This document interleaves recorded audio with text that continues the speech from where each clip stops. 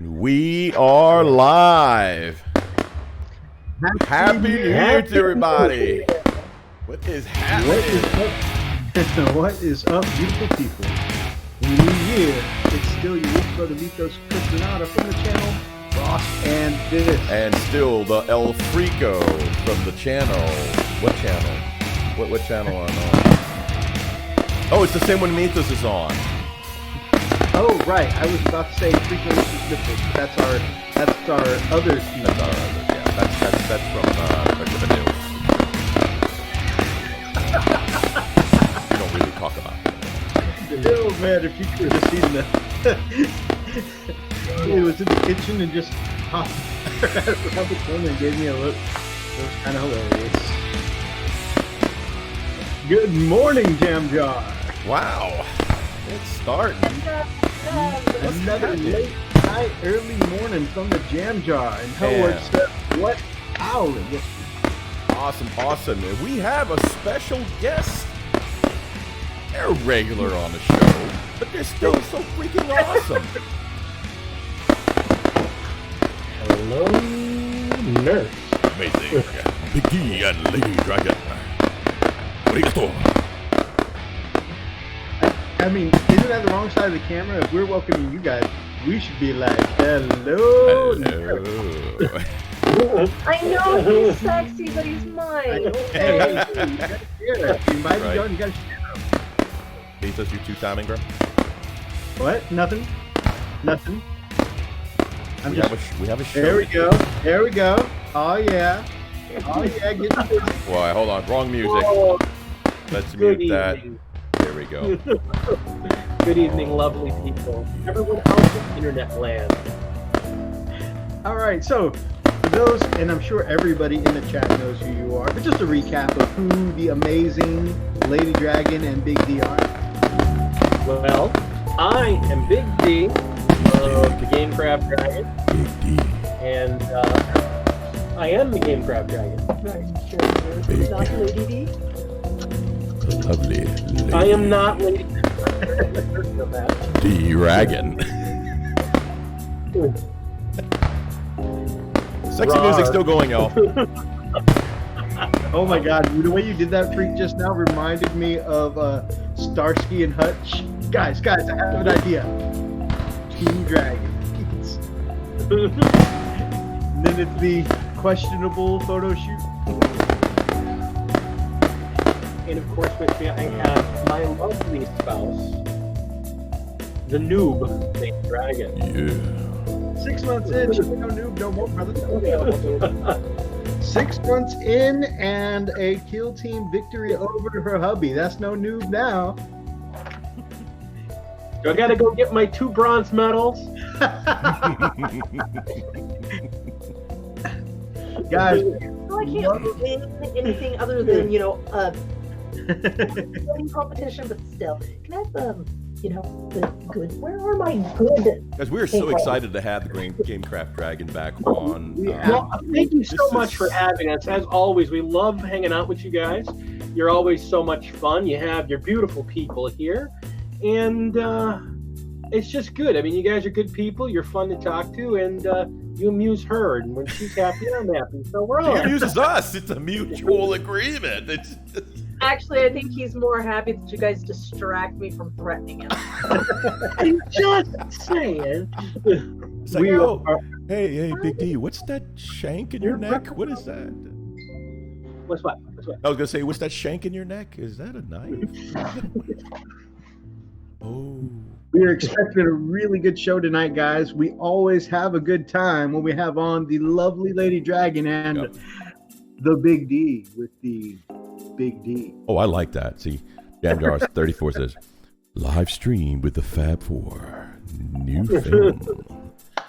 Oh, yeah. Oh, yeah.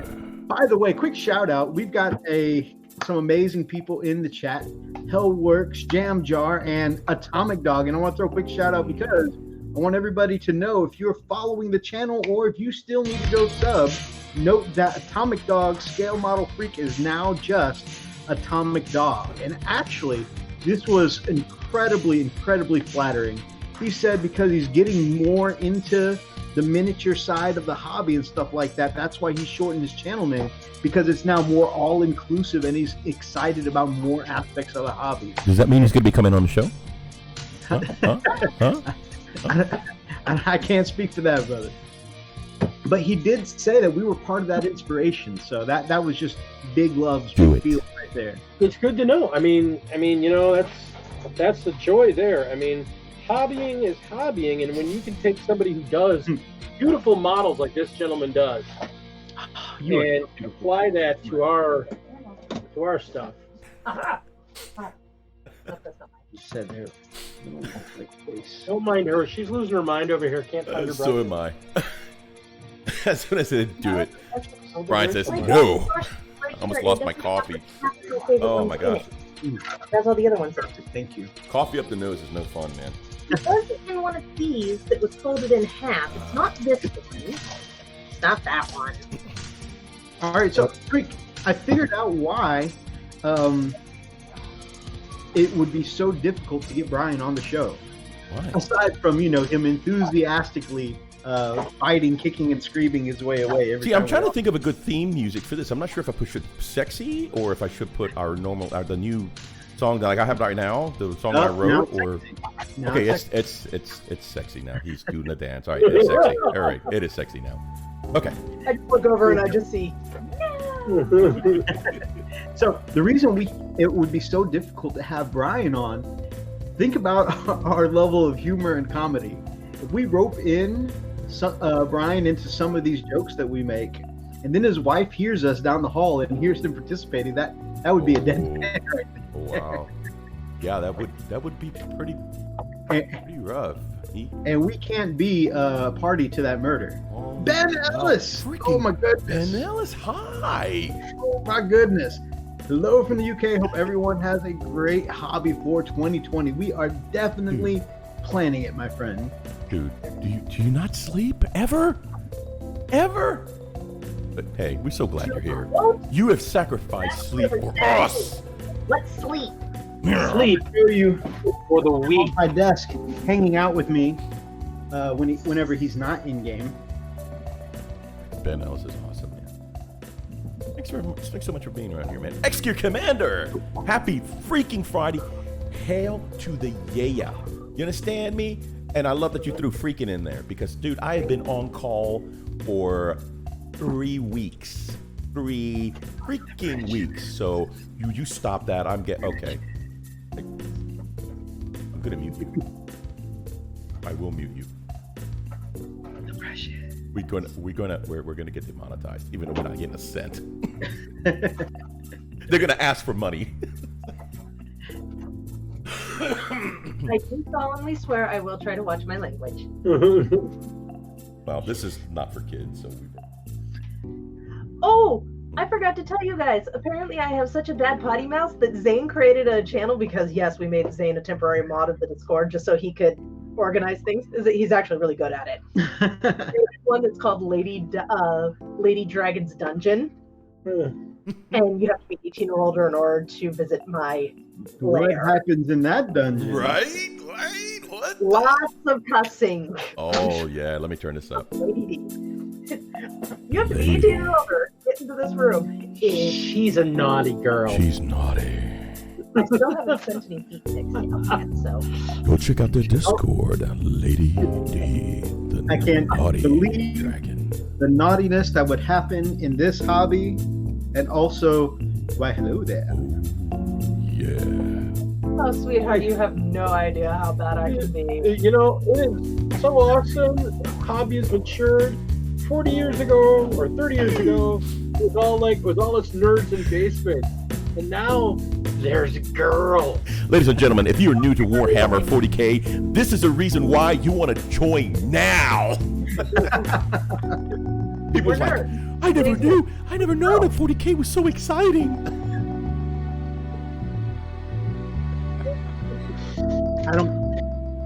I don't know that song, and I don't know if I know who Cool in the Gang is. Atomic. Oh Dog. my God, get down on it. Get down on it. That's cool in the game. Oh my God, gee. So I don't want to get monetized. I'm telling you, do that. Oh, sorry, Brian. At least Big D knows it. He knows it. I know it. I've heard it. And so does Lady D. She just has no soul. Wow. Wow. You realize he likes to dye my hair red, right? Far cry better than somebody who wants, like, we need to dye your hair blonde so that the inside matches the outside. I will shank you. Wow. Ladies and gentlemen, we might actually experience a shanking live on a Frost and Fist. It was not him. It was not him. Oh, okay. Oh, okay. Well, that's good. No, he thinks I look better with black hair or red hair. Mythos equals Bubble Boy. No, it was just not his era. It was not his era. Not his style of music. You know, I mean, I'm just gonna go and cover for my brother. I'm You know, just picturing Mythos and Hammer Pants and moving on. no, Now, that would I mean- never do. I couldn't. You just ruined that for me. actually, you know, I think the Jinkos I wore in the 90s and the early 2000s wasn't that far from Hammer Pants. And I mean, even I was down with, you know, the Hammer Time and the Too Legit. I grew up on country. Of course, guilty pleasure. I don't say this a whole lot for, you know, unpopular opinion, but guilty pleasure. I was even down with the Ice Ice Baby. Who wasn't? That was such a great era. Oh, Are you yeah, kidding me, dude? It's not, that was some great time. I mean, yeah, the music. Oh man, like, so I guess I don't know. Maybe it's just because of, you know, school and stuff at the time, but it was definitely a there was a lot of shade for people who liked the Ice Ice Baby. I don't know, man. Yeah, I liked ninja rap. Yes, Ninja Rap. I can still recite, I think, every word of Ninja Rap. Wow. That was just good music. That was a good era.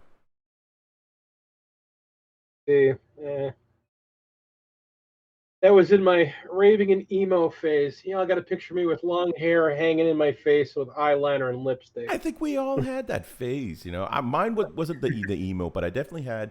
See, I went from being preppy to headbanger with a jean jacket and the Motley Crue patch in the back, you know, and the long hair, and yeah, that was me. Oh yeah. I keep forgetting, you know, we're so similar, but we're like a whole generation apart. I know. It's almost like it's like we're the same person, just separated by time. It's the weirdest thing. A lot of things that Mythos experienced, I've experienced, you know, and vice versa.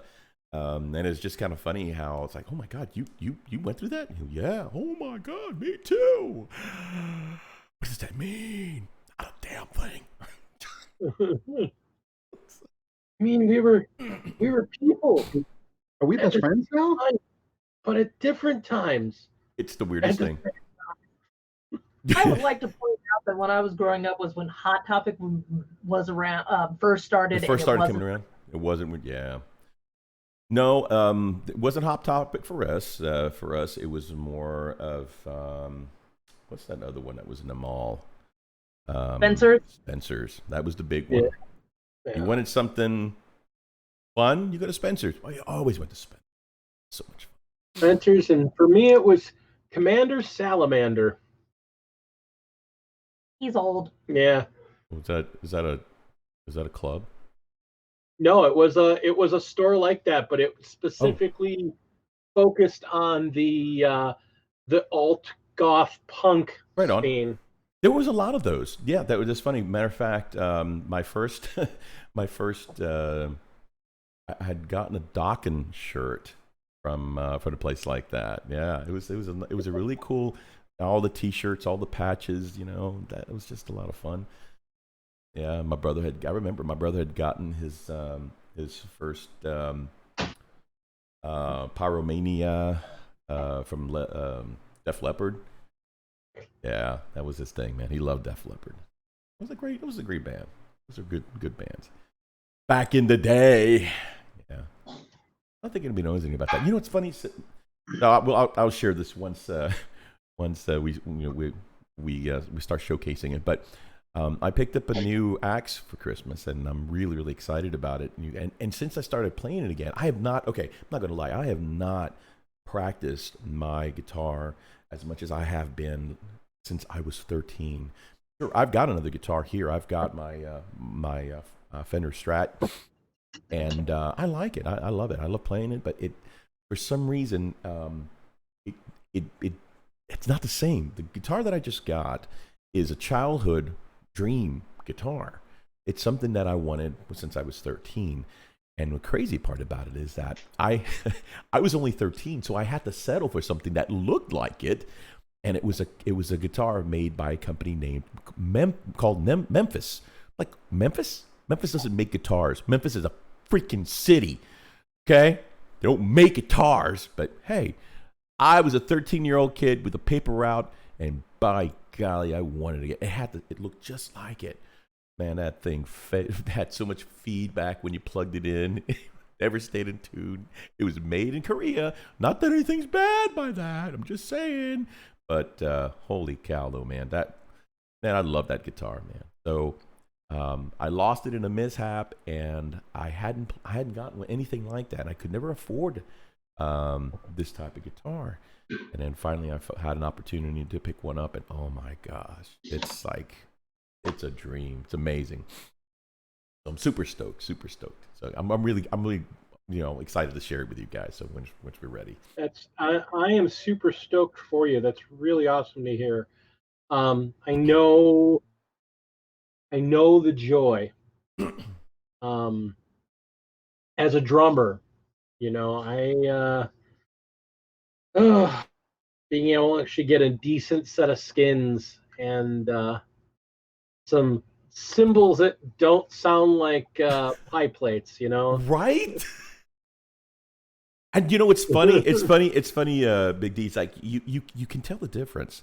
Okay, so like I've been doing a lot of music recording, and I've been doing recording with my Fender. Now the Fender the Strat that I have, it's a vintage classic. Okay, it's based off of 55 to 60 sound. Oi there, says Dazrak Kusurana. Hey bud, welcome to the show, man. What up, my brother? Yeah.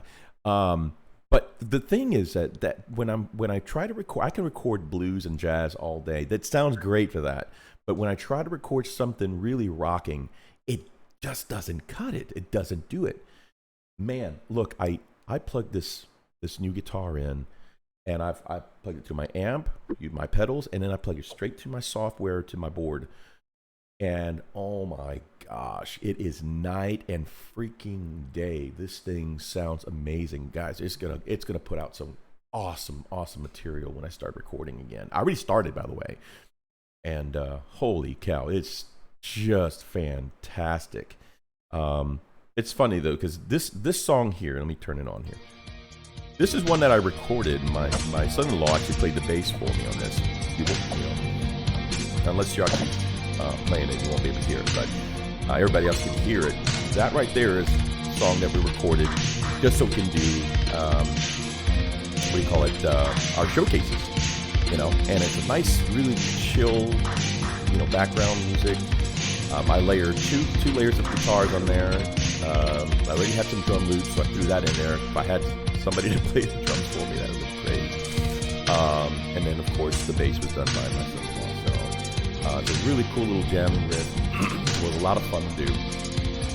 I'm also planning to get a set of electronic drums. That way I can actually start to, make my own, because loops are great, but nothing comes close to the real deal. So there you go. So anyway, I'm sorry, man. I'm super excited about. No. So I mean, passion is passion, man. Actually, I was just gonna I told you. Are you running everything through Ableton? Are you using Ableton or are you using something else? On what? On recording?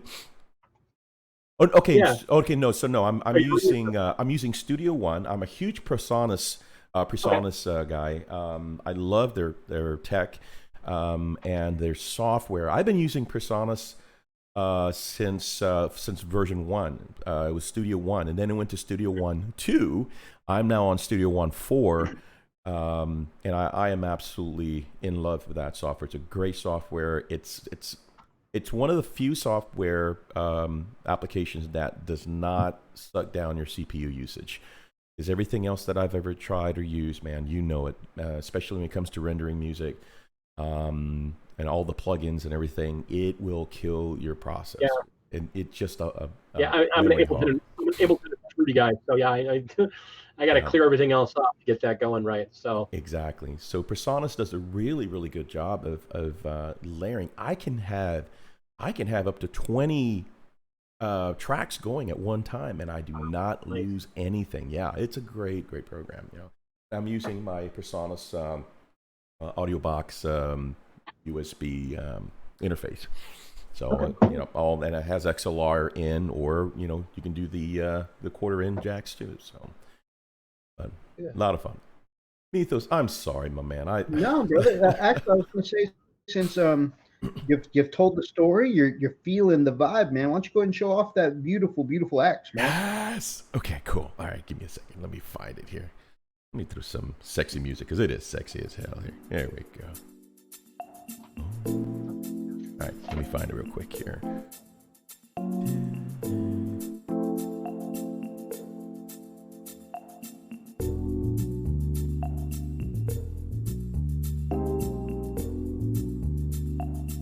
Okay, let's see.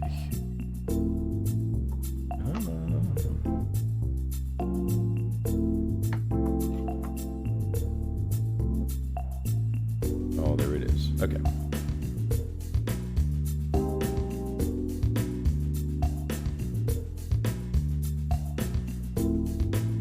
Okay, here we go. Let me switch this bad boy.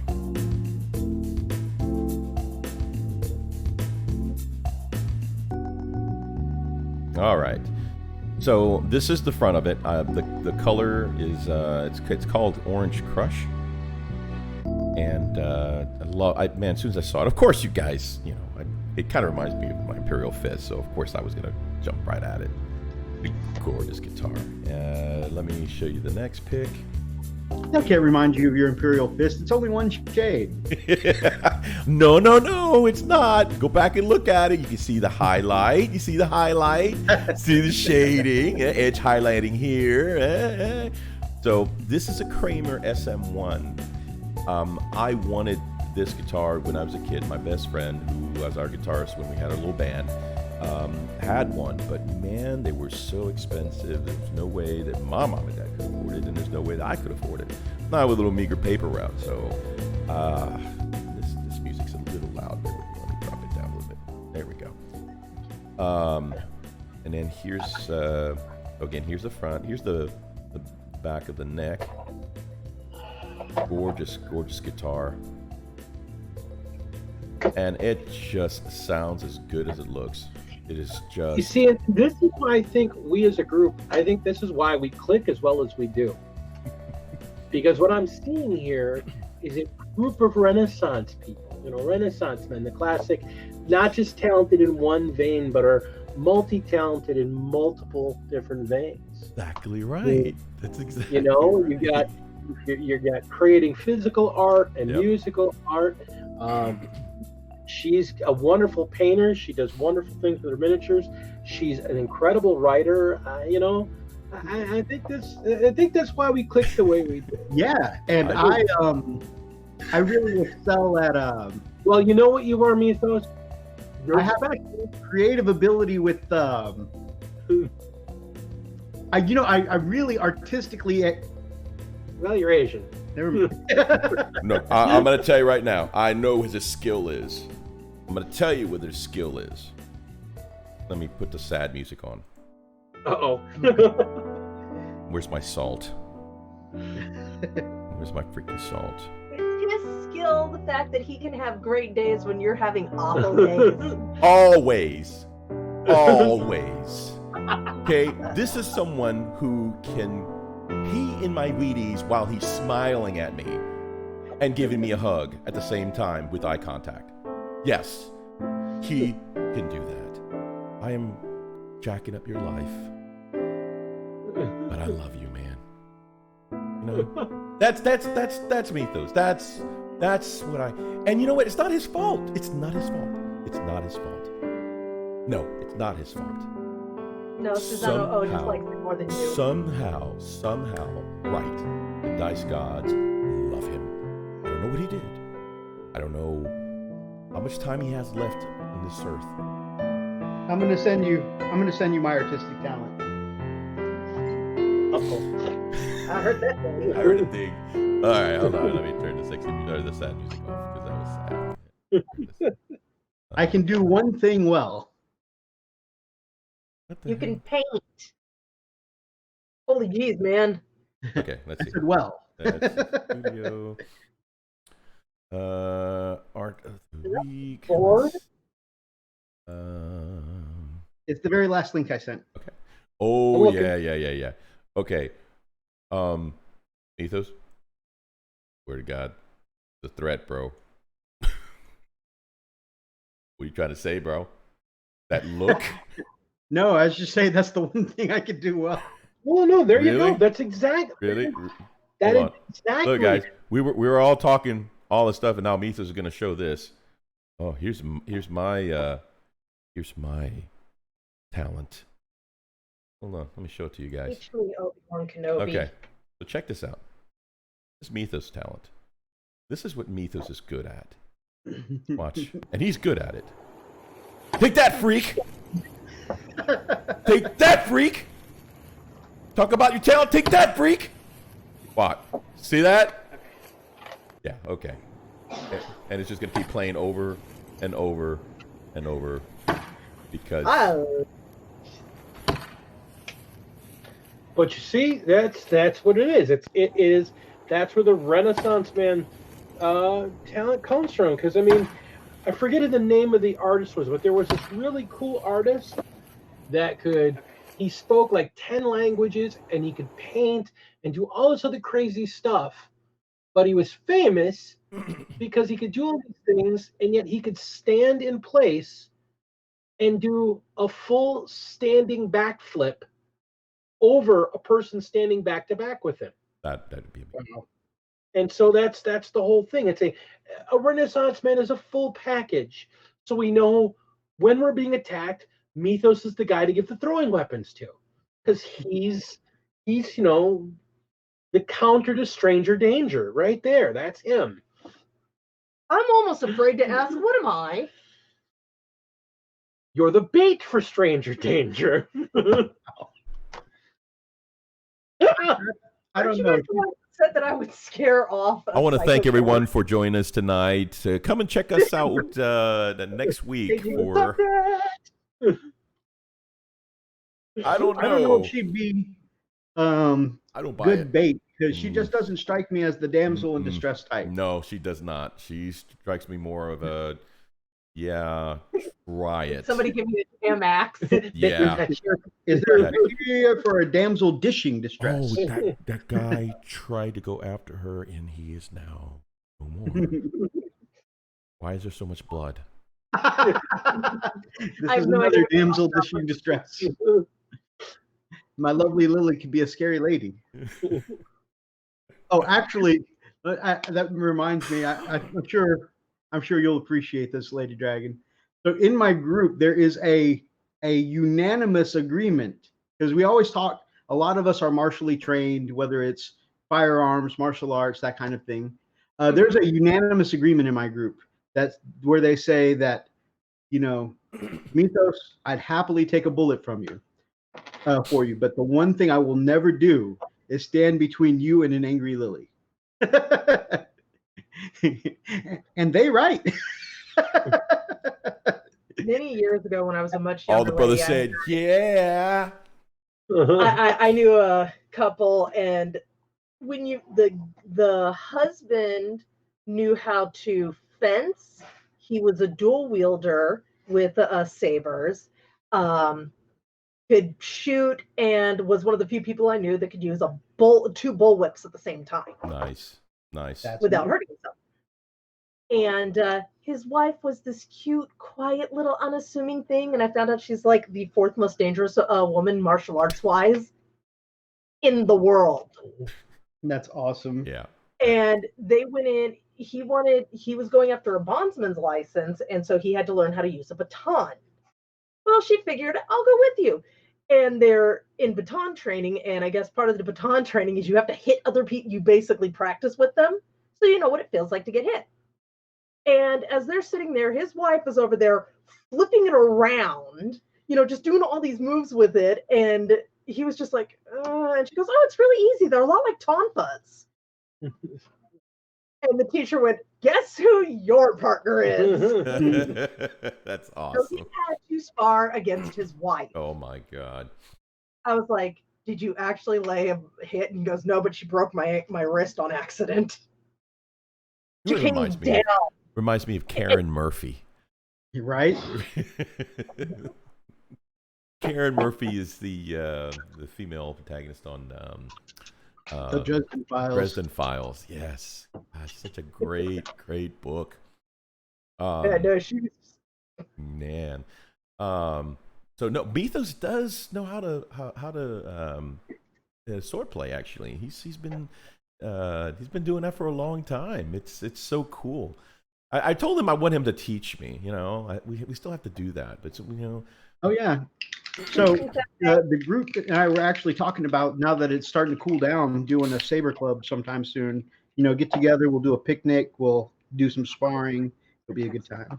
Yeah, man, that'd be so much fun to do it. Just, you know, don't be Yeah, don't be it's Rodney King me, okay? I'm not be I throwing know me it the took ground me and now. beating my Wait, butt. starting to cool down. Stop Hold on. resisting! Stop You're in the resisting! perfect I don't want to have country. those anymore. During the summer, the tires melt. You know. Yeah. Yeah, I thought Yeah. that was I'm just afraid that they're gonna think, you know, they're gonna pretend. Hey, let's pretend we're cops and beat up on Al. Stop resisting! Stop resisting! What? Well, you're not cops. Stop resisting! Why are you beating on me? We would never do that to you. Executor Commander says, don't forget about archery. This guy is serious. You should see some of his setups for his bow that he's posted on Facebook. Nice. It's pretty awesome. I love archery. know how to Executor, do my man, archery is one of the few martial skills that I am just horrible at. So, you know, I definitely could use some instruction, my man. There's a reason why I was happy to learn how to use a gun. Amen.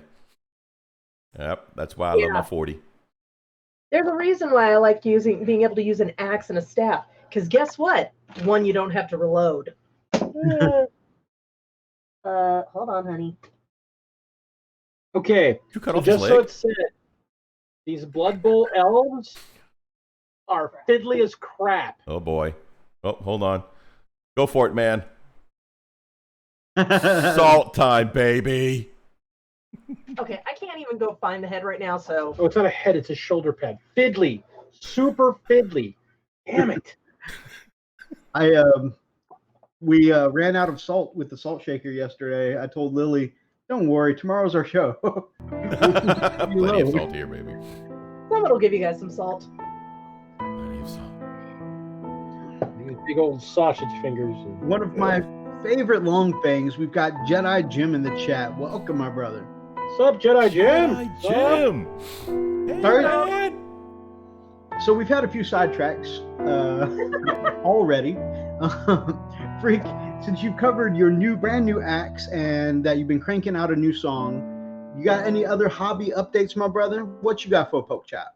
I do. So let me turn the salt off because I have got so many scenes now. Welcome, Zane, my brother, who plays piano. Oh, really? Wow, as do I. That's awesome. As I say, you may not know this, Holy crap. Zane, my brother, but Freakalicious here sometimes goes by the moniker Keys for his amazing ability to play piano. I don't disrespectful or anything, but I didn't know that Zane had the patience for that. Hey, you'd be surprised how people with ADHD can really tear up some Oi! keys. Do not be messing with the ADHD. Keep the mockery to a minimum. Oh Thank no, you. I am ADHD. I am actually, I am Yeah. officially diagnosed. Yeah, So with yes. Been We've got diagnosed 6 spectrums times. here. I've got classic ADD and he's got the ADHD. Yep. Two messes. Now let's add me into the mix. Yes. You're No, what? ADHD, Asperger's. Wow. Wow. This is a family. Holy cow. See, I knew there was a kinship there. It's like, okay, she's nuts. She's absolutely nuts. I love her. This is great. She'll be a great addition. We got to get First of all, I was like, she's got to be in those videos with Big D.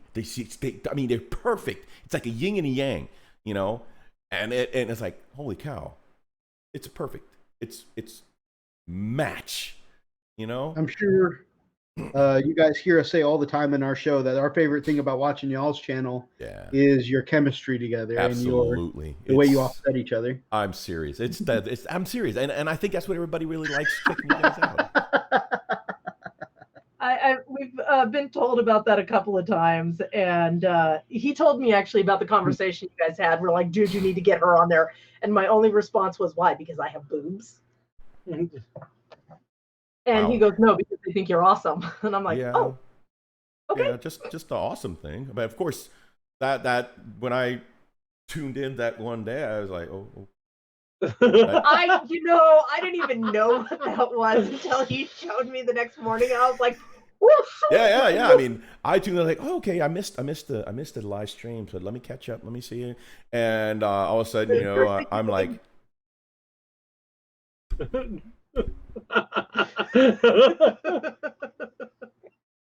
Was I supposed to see that? Wraith in chat now. It's like, was I supposed to see that? Big dogs. You got to do what you got to do to get Patreon members. Patreon? Are you kidding me? I think you get more than Patreon. What's really funny is that I got both Zane and Heinrich Botha showed up in Discord about 2 hours later. They went, wow, I had to watch that again just to make sure I saw it right. And again, rewind, and again, rewind. And again. You know how on YouTube you can actually do the back step, right? 10 seconds. Yeah, back step. That's what they kept doing apparently. Back step. That did happen. Oh God. Just to make sure. Back step. Okay. Let's move forward. Let's move ahead. Move ahead. Freakalicious, we've got the amazing Wolf Wraith, friend of the channel, in chat. Wraith! Holy cow! That's somebody we need to have back on the show. Absolutely. Gosh, dog it. And you know what? It's funny because we have talked. Mythos and I have talked about trying to get some live shows on a Saturday so we can get our folks from across the pond to actually join us. So we're actually thinking, maybe in the ballpark of like once a month. Yep.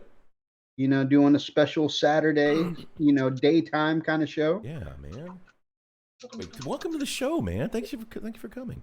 I don't know, Inquisitor Zane, the reason why we thought you might play piano is because you said piano. We figured, maybe he's... That's why I cracked up earlier. He pops in the middle of the Renaissance man conversation and says piano, and he goes, "What? Why did everyone think I played?" Should I tell them what? Never mind. I can't. You can't. I was going to say, I'm going to knock on Zane and tell something that he pulled recently, and then I realized it was in the not safe for work general chat, so I can't. Oh, okay. See, now I'm super curious. Right? I mean, you can't say, hey, I got a funny... Okay, no, I better not. No. What's my rating level? Your rating level? Yeah. On what? On that last chat? We're PG-13. Okay, so keep the profanity to a minimum and don't go to... Well, yeah, because we got with the kids in the background, so we don't actually have kids in the show, but she's naughty. I keep telling you guys, she's naughty. I'm going to keep it as PG-13 as I can. The following statement is rated for language and innuendos. Sexy music kicking. Go. No. So yesterday or the day before, and he pops in and he goes, "Help, I did something." And of course the rest of us are going, "What's wrong?" Right. What happened? And he goes, "I finally did it." "You did what?" "I boinked the light socket." And then and we're all sitting there like, and my first thought was, he became a toaster lover? What? Crazy. Was it? You got a new Admech army, huh? Yeah. It's like, was it on at the time? He sent a picture of a overly grilled brat on a plate. And my own, and everybody else, the Commodore's going, dude, that wasn't funny. What's wrong with And you? I'm like, and my response was, whatever. Zane's going, it was the outlet I joined. And so he shows this like crisp. So he's got the entire channel going, what is going on, thinking there's something serious. And of course, the worst part was Commodore is chastising him, and my response was, dear God, what did you do to John Buffett's Winky? You monster! Isn't it bad enough what his wife did? Yeah, she cut it off, threw it out the window, and a little puppy dog picked it up and brought it home. No. Praise the Messiah, Zane. Praise the Messiah. I had to go find it. Oh my The only god. reason I know this is because it happened in California. Everything happened in California. Oh my How god. are you happy right now? Like, get her Don't go to sleep, thank you. Don't ever sleep ever. Never. I can't respond to that. That will take me beyond our rating level. Okay, so crafting for me, I should be actually doing a video again soon Wait. for my grab tank because I've got most of the stuff put together for it. I finished my Lady Olender and I have my Armies on Parade board figured out. So I'm kind of jumping back and forth between doing my personalized, my personal Fenrisian Home Guard, aka Nice. Imperial Guard, Mhm.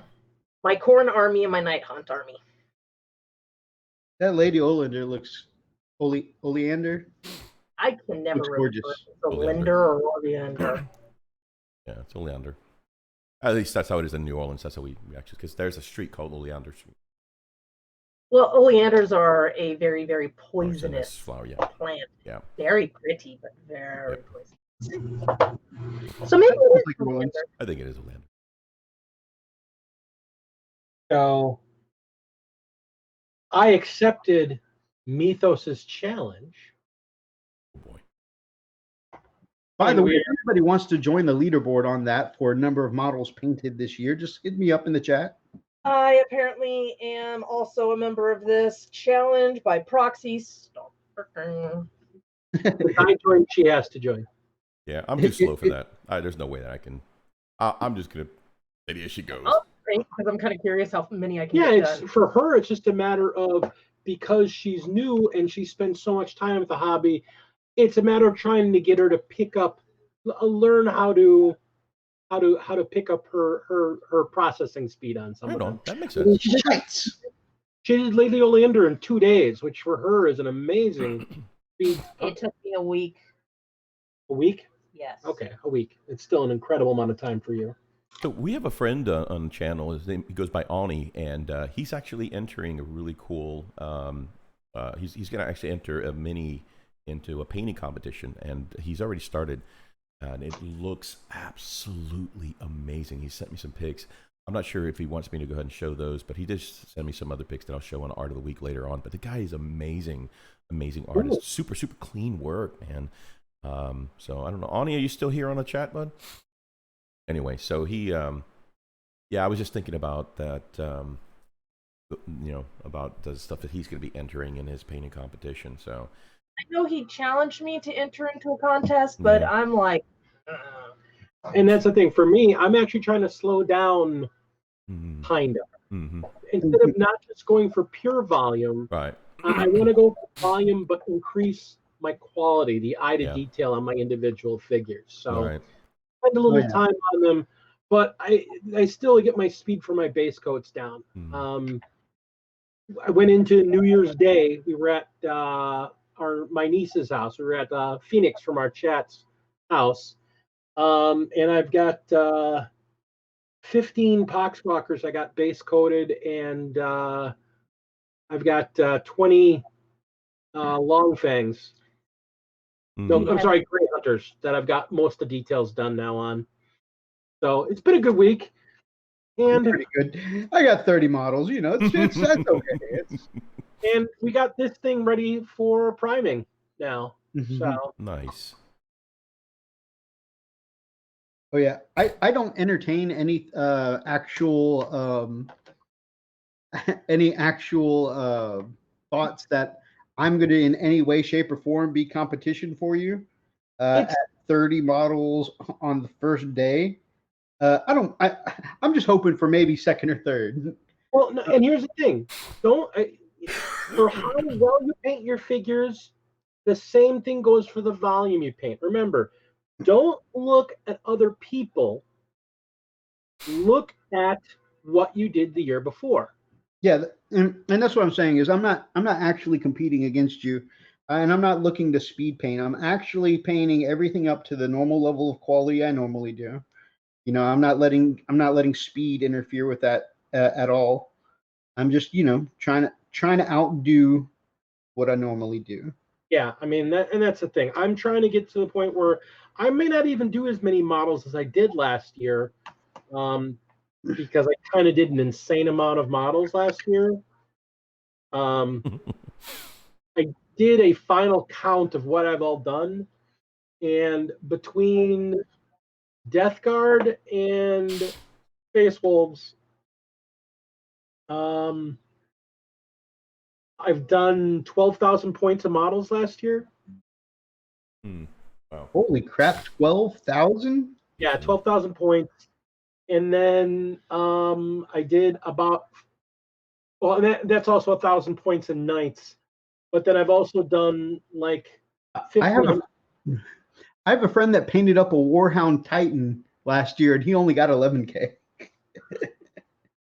That's amazing. And then I got about 1,500 points in Age of Sigmar figures too. So Holy cow, we're getting there. Whew, that's amazing. man. I have 500 points of Jukari done. You got farther than I have this year. Whew. So Running Bear, my other favorite long thing. Good to see you, Running Bear. now I'm pretty stoked for this year. I think there's a lot I think that's gonna be a lot of fun to do, and of course getting back into the hobby, knocking sound. I've ordered a lot. I've got a couple more aggressors to put together. I've got a couple more Centurions that I've ordered. I've got a lot of good stuff that I want. Oh, and I finally got Torgaradon. I am super stoked. Woo! You got a what? Torgaradon. Yep, arrived in the mail this week. Johnny Bravo. Oh, yeah. Oh, mama. Man, I'm pretty. Yeah, my Johnny Bravo. Yeah, I finally got him. I thought it was Guile on steroids. Right. Pretty A little much. bit of A, a little bit of B. Somebody's looking for a piston. Oh my gosh. Yeah, no, I'm pretty stoked. So he's gonna be. No, he's a gorgeous figure. Have you seen the new Primaris Dark Angels figure? Yep, looks pretty cool. Oh my god. So, Freak, I know I don't mean to overload you, but I want to throw a quick shout out to our Patreon real quick. Absolutely, man. One of the levels that we offer is a Wolf Guard level. Indeed. And for Wolf Guard and above, we do a raffle every quarter. Yep. And those winners will get a model painted by one of us. Right. So I know you got a lot on your plate, Freak. And if you want me to handle the next one, I certainly will. But it is time for our Wolf Guard to get another model, my man, which I am super excited. Yeah. Okay. So congrats again to Wolfguard Archer. Freaking Archer, man. He's crushing it. So now you get to choose what you want. You get a choice of either having something painted by the Freak or something painted by Mythos. Now, you've already gotten something already painted by Mythos. So I think it's my turn, right, Mythos? If you would like to, like I said, I know if you're overloaded, man, I'll happily step up. No, it's fine. So you just have to have a choice. What you want, an Imperial Fist or you want a Space Wolf? Let me know what you want, and we'll put it together freak style. Wow, I like the ring of that. Freak style. Freak style. Anyway, congratulations. You are an awesome, awesome friend. Thank you so much, man, for supporting us. It means a whole lot. By the way, if you guys want to support us here on the Frost and Frisk, you can support us on Patreon. It's a great way to help us out, to be able to put out really amazing content. There's the link. It would help us a lot, really, even if it's just $1. Every little bit helps. So we do appreciate every bit of support that we get from you guys, and you guys are our lifeblood. Just you guys being here means a lot to us. So thanks for just joining us, being a part of the Frost and Fist family. Just like Big D and Lady Dragon are for us, they're part of our family, and you guys are as well. So thank you so much for your support. And speaking of people who are there for us, our lovely, lovely, lovely friends of the channel here, the Gamecraft Dragon, also have a Patreon. If you want to learn more about them and how to support them, you can definitely go check out their Patreon as well. All right, so my hobby update is actually not much. There was some work and just the craziness, New Year and all that stuff. I didn't get a lot done, but I have gotten these guys.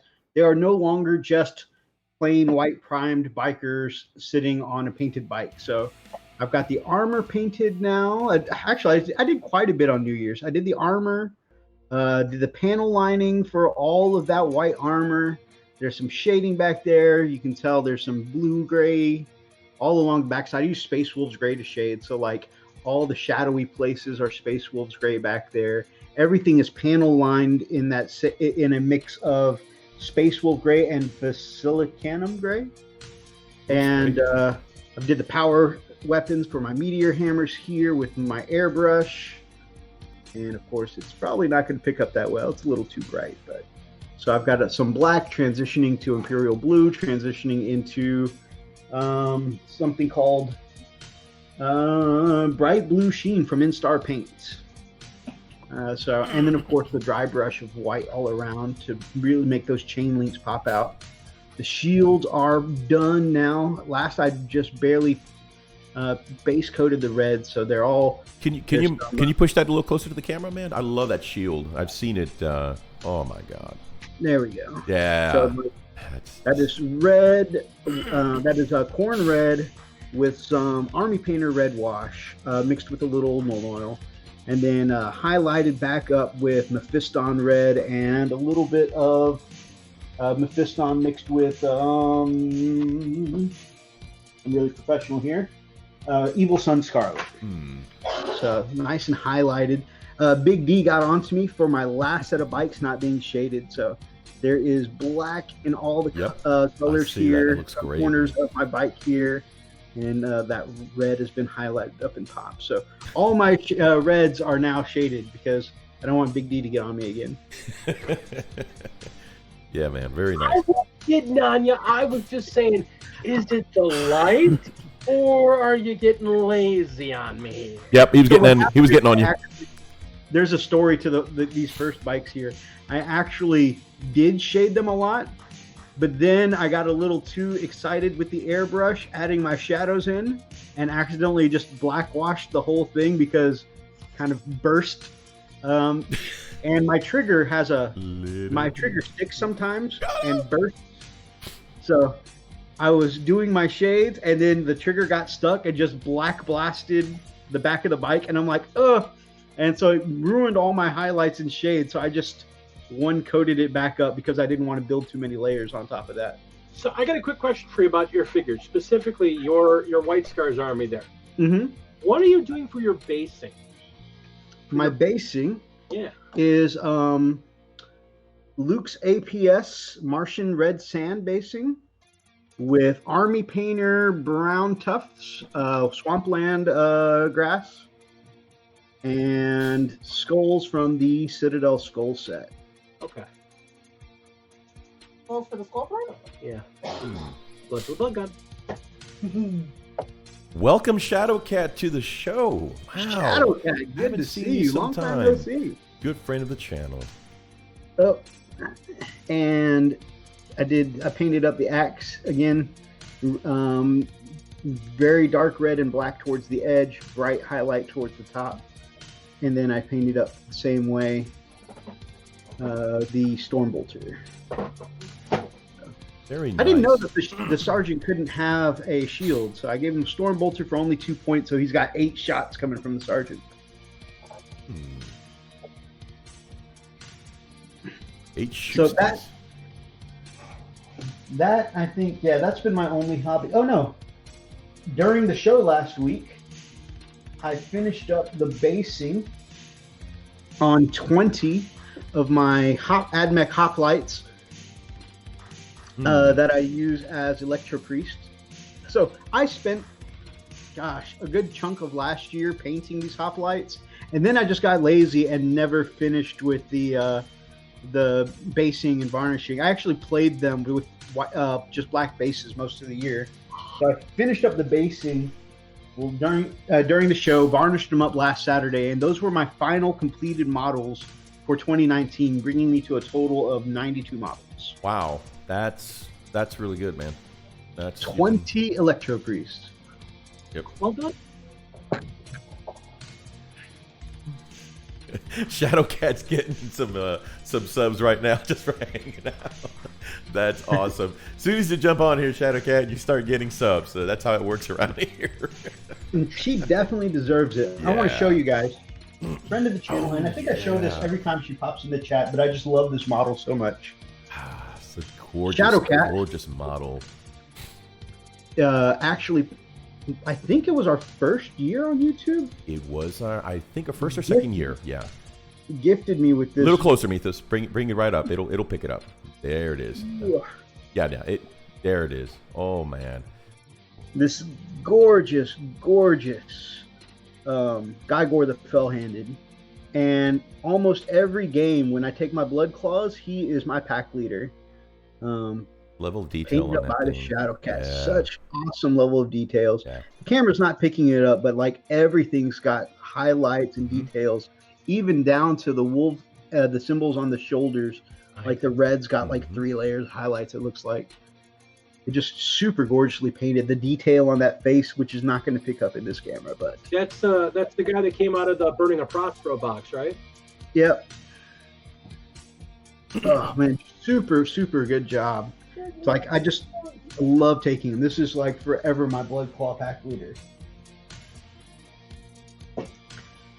With the lightning claws or wolf claws. Good stuff. So what's up next for you, Mythos? What's on the hobby plate? After I finally get past these 5 bikers that I feel like I've been working on for 9 weeks now. Once I finally get past these bikers, which I'm hoping to finish this weekend, I'm definitely going to be doing some more on the Tau. I actually just ordered 30 drone stands for the different drones that I'm doing as part of the Tau. I've got hobby update. During the Christmas party last week, I got one of these babies for my white scars. Primary space carrier. Yeah. Well, actually, I'm going to be getting the Shapeways. The armor plating on top. Yeah, so actually, there will be no baby carrier. There'll actually be a cockpit.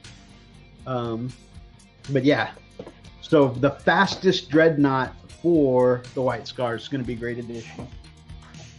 And I have one of those. Got it for Christmas. And Brother Richard from the Nerd Life is building me up another one.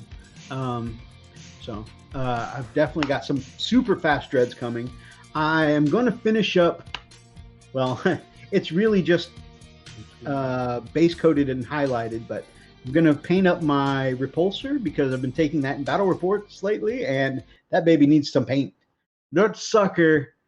Oh man, that sucker dished out so much firepower in my game against Freak.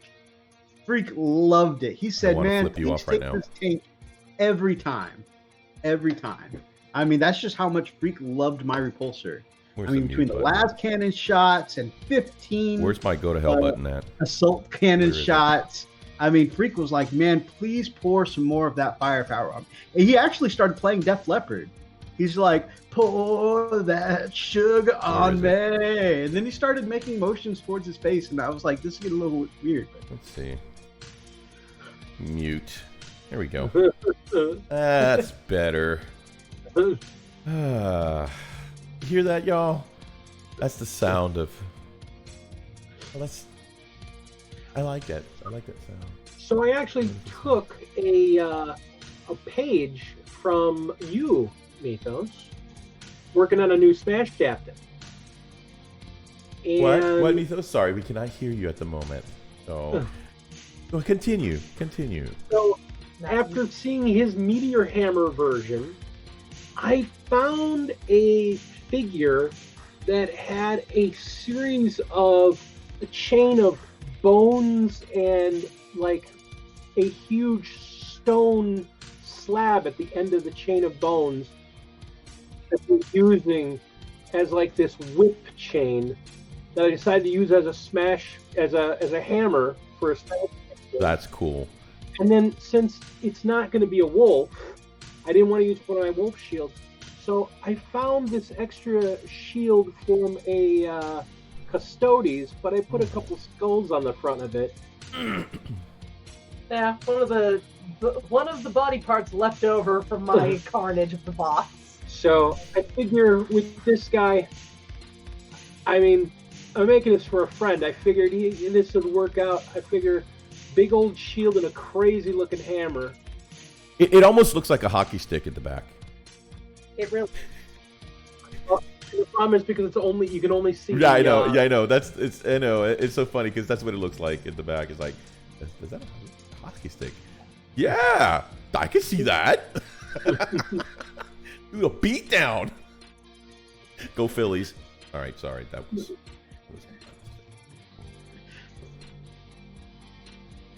Lady D, you had your My hand ears up. are bleeding. I'm sorry, Shadowcat. I was intentionally singing worse than usual because I was referencing Freak Salt. She says, give it a jump pack. I'm sure that's my badass wolf guard here. She says, give it a jump pack and it will be the fastest. That'll be cool. Yeah, I really don't want to see that thing ever again. Yeah, I've actually been looking up some reference pictures to see where other people have been putting their tribal triangle marks and stuff like that on the repulsor. So I'm excited. I've had a little success doing the Xiphon and the tribal designs on the Xiphon, so I'm hoping that I can replicate that success while painting up my repulsor. Yeah, did good with that one. So that's what I've got coming up. Awesome. It's been a while since I painted a wolf, though. I almost feel like I need to paint a wolf.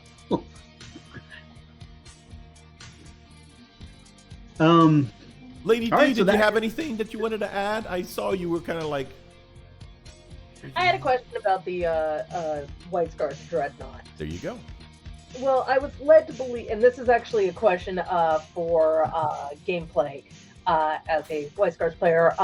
Having done basically a crash course review of the White Scars, I was under the impression that they didn't use dreadnoughts, but Dee said that there is a group that does use them. Of the White Scars, because last I had heard, the White Scars consider dreadnoughts like the ultimate form of punishment. So they do use them as a necessary evil, but they don't. It's not that they don't like dreadnoughts. Each of them fears becoming a dreadnought. That's their worst fear. Now, as a necessary evil, they'll never go fast again, and they will never feel the wind on their skin again. Exactly. So there is the tech priests understand it's a necessary evil, so it's a sacred right for them to inter one. However, like, it is grim work for them because they know what they're making this warrior give up. Now, some warriors, especially like the bodyguards, the veterans that protect the cons and stuff like that, some of them willingly give themselves over when they're dying. They'll be like, so they can continue to perform their Exactly. duties. Okay, that makes sense. Jesus. I'm sorry. Super but- deployment. And then some of them, it's not willing. They're like the tech priests are like, we need a body. You're dying. It's your turn. Congratulations, you've won the lottery. Yeah. Exactly. Well, no, the difference though is that model that you have is not technically a dreadnought; it is a mech. Yep. It is in a dreadnought body, but it's got a pilot cockpit. Right. Yeah, no, I was, because I watch Alpha Busa's stuff, and he's got a podcast where they were talking about the White Scars and fairly in depth in explaining their tactics and whatnot, which is where I picked up the whole Jagatai Khan honored be his name. So it was just, I was curious about that because I was under the impression they didn't use them and that they're, but as you explained and Adrian explained to me that no, actually they are occasionally used. Yeah. It's not preferred. It definitely wouldn't be fluffy to have like a dread army, like a Space Wolves or Iron Hands, Yeah, because there's a bunch of them. They should be rare. There's actually a really good story, and the name escapes me, but it's like a collection of short stories, and the first one in that collection is Corsaro Khan on a planet with his most trusted advisor, his most loyal bodyguard, and they fighting against the Tau, and they spend like the whole story chasing down Shadow Sun, and Shadow Sun has been proven to be like the greatest counter hunter to them, so they play these cat and mouse games trying to hunt each other and counter hunt each other and stuff like that. Oh wow. And when they finally catch up to her,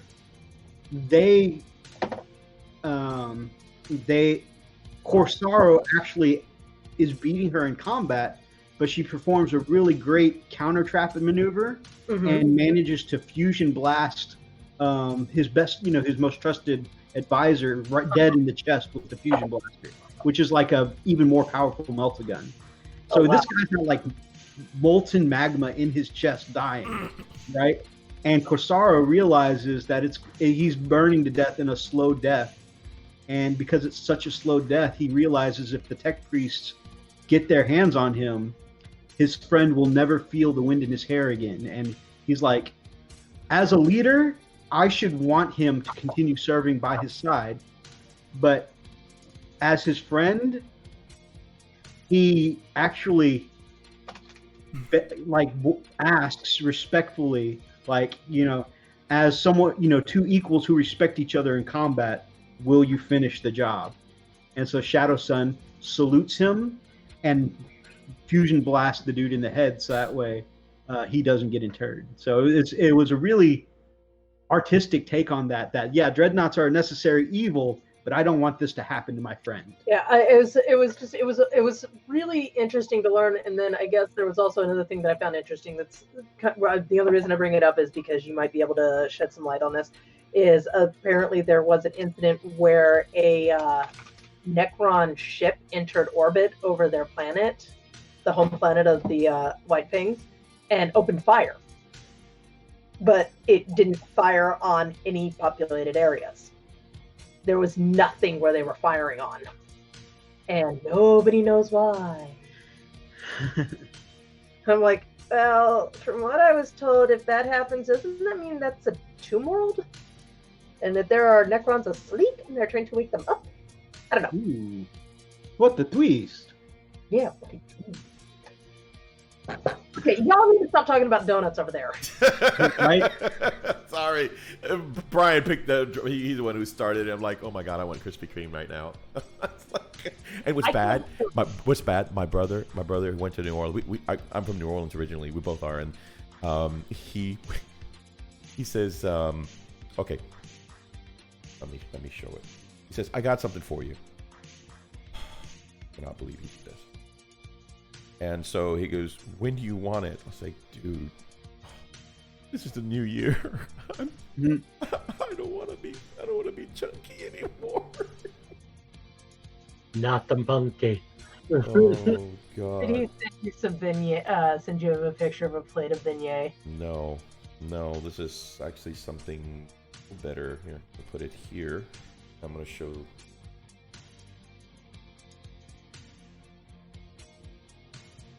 Why are you messing with my hair? Hell, child, I know your Instagram. I will come after you. Oh dang!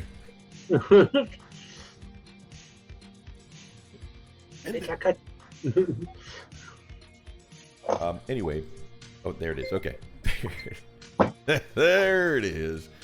All right, CC art of the week.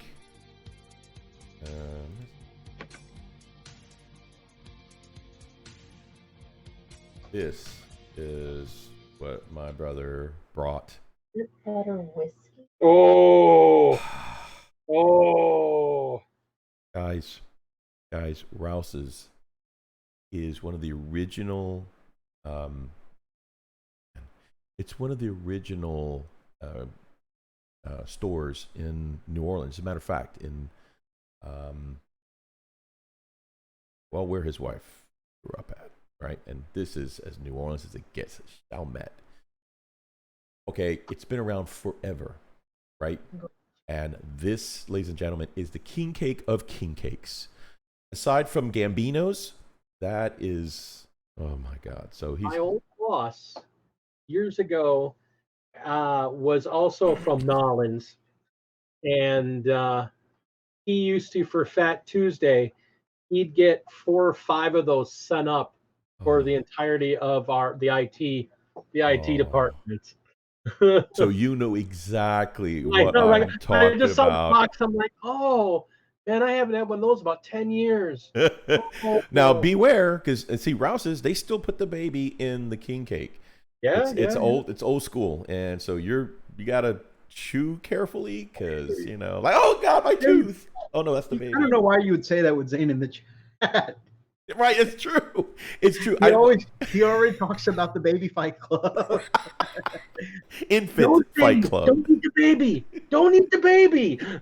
Eat the baby. Don't eat the baby. So the whole thing is that if whoever gets the baby has to buy the next king cake. That's the tradition. So, yeah, that's that's what he's bringing that over tomorrow, and like, oh my God. And, oh, by the way, it's cream cheese. Or cheesecake. Very nice, very nice. See, you know what we have to introduce these boys to? Custard? Kringle. Oh, that too. We got to introduce you guys to Kringle. It's a Danish thing that's real popular here in Wisconsin. Picture a Danish, But 1,000 times better. and make it flaky like pastry dough, like phyllo dough. Really? Oh yeah, yeah. And it's also like the size of like this. Almost sounds like baklava. But by the way, No, it's very much like baklava, I except love instead of baklava. having it filled in between the layers, it's capped on top. It's filled with fruit or with cream cheese, and then capped on top with a flavoring. I'm sorry, I just have to look over at the cat, the atomic, and the Freaking outside. Zane is a moron. He said, freaked out least the orphans that died during the Fight Club. Nom nom, oh baby, nom. You animals. And people wonder why I love this coffee. Oh, poor Chef Cat's like, I can hear my diabetes screaming. Yes, yeah, it's a Yeah, diabetic coma is what you're eating there. Here's the thing, you know, it's funny. It's funny. So in Australia, we've already decided that everything there, all the creatures, are all meant to kill you. In New Orleans, right? In New Orleans, everything you eat is meant to kill you. That's From a heart attack, stroke. But the difference is, in Australia, you die in fear. Yes. In New Orleans, you die in joy. You die happy. You don't even realize why you're dying. You're like, why am I having? Which did it? Was it the 20 pounds of crawfish I just ate? Or was it the king cake I just ate on my own? Or was it the Gambino's cake? Oh God, what was it? Oh, it's the muffalata. No, it wasn't the muffalata. It was the 19-inch shrimp oyster po' boy that I just wolfed down. So Freak, Lily, having grown up in Louisiana for several years, also has developed a love for king cakes, right? But then she found about 2 years ago something that is a Texas tradition that crossed over with the king cake, but they only released to select locations. And she's never been able to find it before until this year. Yeah, it's always been sold out before. Always been sold, and it only goes to very, very few locations here in Texas. What's And that? for a short amount of time. So she found the Bluebell king cake crossover. Oh my god! And man, she absolutely loves it. So see, the original king cake didn't have any filling. Okay, the original king cake was pretty much like a French bread, braided, and then they would put the sprinkles and the sugar glaze over it, and that's how it was. It was really good. And they would put a baby in it, and literally, so it was at first it was I think it was ceramic. Then they would change it to plastic. So then, yeah, they had the plastic baby, and of course, whoever got the piece with the baby bought the king cake, the next king cake. Oh, it can't be censored. All right, so Wolf Ray says, "Looks like I'm immigrating." Awesome. Come to the sweets. Okay, really cool thing, guys. If you saw earlier last year in the channel, I did a video called "A Noob Reacts to 40K" with my brother-in-law Hunter, and so Reckless Puma is in the chat, who says Hunter is my brother and told me to give a look up and subscribe, which means this guy is also my brother-in-law. Welcome, Reckless Puma. Good to have you along, and glad to have you with us, man. Very good, man. Very nice. Jam Jar says Victoria Sponge, all in one hit, no sharing. That sounds delicious. Oh, hey, there's the speaking of Puma. The big boy. Holy crap. Freak, check out what Running Bear just sent. Stand by. While we're talking about delicious sweet treats. Okay, hang on.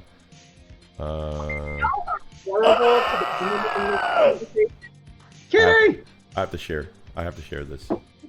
I must. It's not that big. Why would you send such a small picture, Running Bear? What? That's not right. Hold on. Hold on. Studio mode. Part of the week. Transition. Lily loves your kitty, by the way. Oh my god. It's my big baby. I want one. I want that. I want that. Now I want a banana split. Sexy music's coming on now. Oh It's 4 a.m. I can't handle all this food talk. Man, that is a huge sundae. That looks so delicious. That's what she said. That sundae looks Excuse really me, good. it's like, shh. Brother Running Bear. One moment of silence here, please. Shh. Well, except for the sexy music, just shh. Sweet. Actually, I don't play. Oh, Modeling for Advantage is in the chat. More friends from across the pond. I'm lusting here. Excuse me. He says, "Howdy, chaps. Good to see you, my man." Reckless Puma says, Hello. "I'm just getting into Warhammer, and I just got AOS Dwarves. That is awesome." Welcome Is to it the Fire Slayer Dwarves or the Steampunk Dwarves? Either way, we don't play AOS yet, but I'm definitely interested for that to be one of the things I try this year. I want to get some Stormcast or some Daughters of Cain. Still haven't quite decided. I'm thinking. Stormcasts are lots of fun. I love building them. If you know how to build Marines, you know how to build a Stormcast. Hey, definitely ease of access. Ooh, the Steampunk Dwarves. Those look so cool. Teradon Overlords. Yeah, they do. There's a box set coming out for them later this month. It's going to be one of their combat boxes. It's going to be Demons of Tzeentch and Teradon Overlords. That's going to be awesome. We're thinking about getting it because I'm a steampunk fanatic, and she wants to do Thousand Suns and have some Tzeentch demons in the army. Sweet. So Puma, my man, if you want to get together, man, I'd love to start. Maybe escalation style. We can build up an AOS small force together, man. We can get in a few games. That'd be great. And I can learn AOS by playing with you. And then maybe we can eventually pull Freak into the addiction. Shadowcat says, give the Judge Dredd starter try. As a person who loves the Judge Dredd movies, I don't need that much convincing. The new Steampunk Dwarf set looks awesome. You guys going to do an unboxing? I don't know if any of us play it yet, except for Puma here, but that would be cool.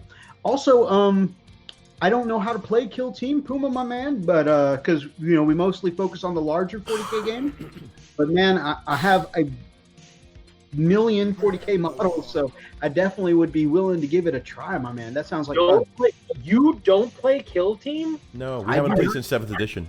Oh my god, guys. We got to get you playing some Kill Team. Dude, seriously. Such a fun game. Fast-paced, smaller model counts. You can get a game in and out, 45 minutes, get a game up and done. Not with us. You're right. With the way you roll, you're right. It'll be like 30 minutes. No, It's okay. no. It's not anything to do about the rolls. It's like, all right, you want that side or this side?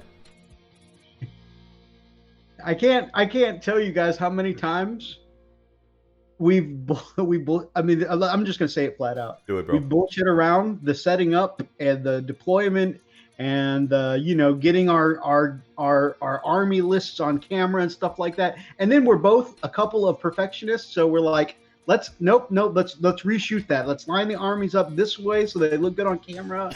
Okay, reset. Okay, let's go over our army list again. All right, guys.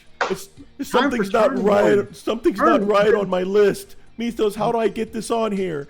It's not working. Mythos. One or both of our wives will turn around and go, turn one.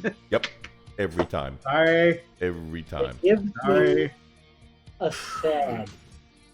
I mean, our games are great. Hey, look, after turn 2, it goes fast. It just it just escalates. It moves fast. But between turn 1 and turn 2, it has literally been 3 hours one time.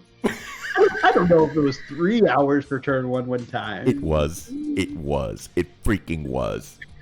It so was. And it was it's because I thought Lily was going to kill you and me. It's kind of clock. We still haven't finished up with Hobby Update. This is what happens when we go to play. The number of times we get off. Big D, Lady Dragon, I'm going to tell you, when I saw Lily's face, they were at our house. And we were here, actually. Man, let's get together sometime for sure. And oh my God, she came out. She was like, "Oh, y'all ready to go? You ready to go?" Well, we haven't even gotten to turn 2 yet. And the look, that look right there, that same look that you got right now, lady. That's it. It was like, am I gonna die tonight? I don't want to die tonight. I love Mythos, but I don't think I can take I'm not gonna take a bullet. I'll take a bullet for him, but I'm not gonna take a boot to the head. Not gonna freaking happen. So I'm like, oh, Mythos, you know what? You won, bro. I think you won. You won, bro. You got this one. No, let's go ahead and finish this off. Oh God, I'm gonna die. I ran out there and I said, thank you so much for letting Mythos come over and play. Don't kill him or me in my sleep. Hellchild Kill Team sounds awesome. We could definitely do that in April. Wolf Wraith says he's making an elite chaos kill team as we speak. I am willing to learn kill teams before I'm willing to jump into AOS because I loved kill teams when it was 7th edition. I really like it, so I really want to try it. So I'm really eager to it. If you guys, we were thinking about going down to Adepticon. Mm-hmm. You should come, and we will play Warcry, which is a small 5-man AOS group. And it's a lot of fun because there's falling damage, so I can kick your ass off the top of a wall and it will hurt. That sounds awesome. Is that for real or in the game? Yeah. No. Well, yeah. What do you mean they turned falling damage back on? Sorry, Rift's Go reference. back home. My wife sees me. Yeah, Why are I'm you all definitely beat up? interested in Warcry as well. Lady Dragon found me. Later, Shadowcat. Good night, Shadowcat. Well, I have an unopened box. Let Me Hear Your Warcry is a good song. Yeah, Warcry is a little bit more simplistic than Kill Team, and it takes about a half an hour to 45 minutes to play from start to finish. Really? That's actually really good. And the nice thing about it is, there's no, well, I got to set up like this or like this. No, Right. no. Draw the card. Right. It tells you how you're setting up. Every match has an objective, Mm-hmm. and it's like playing Arena or a Kill Team tournament where you automatically roll. It's all set up and figured out for you. I think one of the things that were a deterrent was there's a bunch of people that were saying that the new Kill Teams in 8th edition was a little more, not difficult. It was just, it had way Finicky. more rules. Yeah. Rules, yeah. Well, it's Like very 7th tactical. edition, it was literally the same rules, Right. only for single figures. In 8th edition, it's like your movement phase and your charge phase is in a different place, Mhm. and then the alternating I go, you go, Yeah. and then it just seemed like so much more is different to try and remember 8th edition rule sets and Kill Team rule sets. Yeah. That's been our hesitation. I think if we had somebody to teach us, at least, who knows it really well and can kind of Bert and Ernie it for us, I'm willing to try it. I really am. Don't look at me. I just figured out that Custodians can attack 4 times in a turn with their weapon. Nice. Oh, It's a great game. Well, as I'm one to talk with my 2 bronze medals, I enjoy it greatly. It's quick, it's fast, and if you're playing especially the Arena edition, I put figures on the table and let's go. So Especially with his cheating wolves. wolves don't cheat. I have an ability that allows me to start anywhere on the board I want, as long as I am 9 inches away from the opponent's starting zone. Infiltrators are so lovely. Thank God he didn't figure that out when he fought me. I did. Unfortunately, didn't. In the room underneath the covers. Oh, one hobby update item. Something I Sorry. Go. one last hobby update item. Something I've been working at for 17 years now, off and on. Finally beat one of my top 5 favorite games of all time, Knights of the Old Republic. 17 years later. Very nice. Congrats. That is such a great game. That is such a fantastic game. And the thing is, it's almost different every time you play it. It's such a great game. One thing that's never different every time I try and play is always got to romance Bastila. You still doing that? Of course. Duh. Oh my gosh. I ain't seen the last game I played, so. Mm-hmm. Yeah, it's on Steam, brother. It's $2 right Yep, now on Steam. Yep, I remember. I still have the original CDs, Mythos.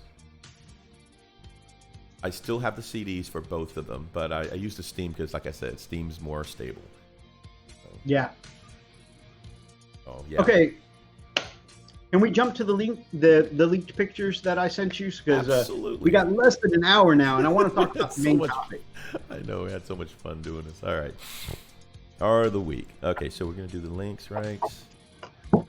Oh God. Okay, let me zoom out. Oh. Well, actually, before any news topics, did you want to introduce our friend? Our friend. Hey, Our hello friend? to my little friend. Hold on. I mean, do you call your little friend down there, Chaplain? Yeah, I sometimes depends how upset I am. Is he sad? It depends. Have you? We work at Chippendales, Mythos. You should know this. Oh, but yes, let's get our friend. By the way, so yeah, no, Brian, you are SOL there, my friend. We do have Chaplain Emote in the yes. I finally beat Pitfall from Atari. I think I'm being made fun of.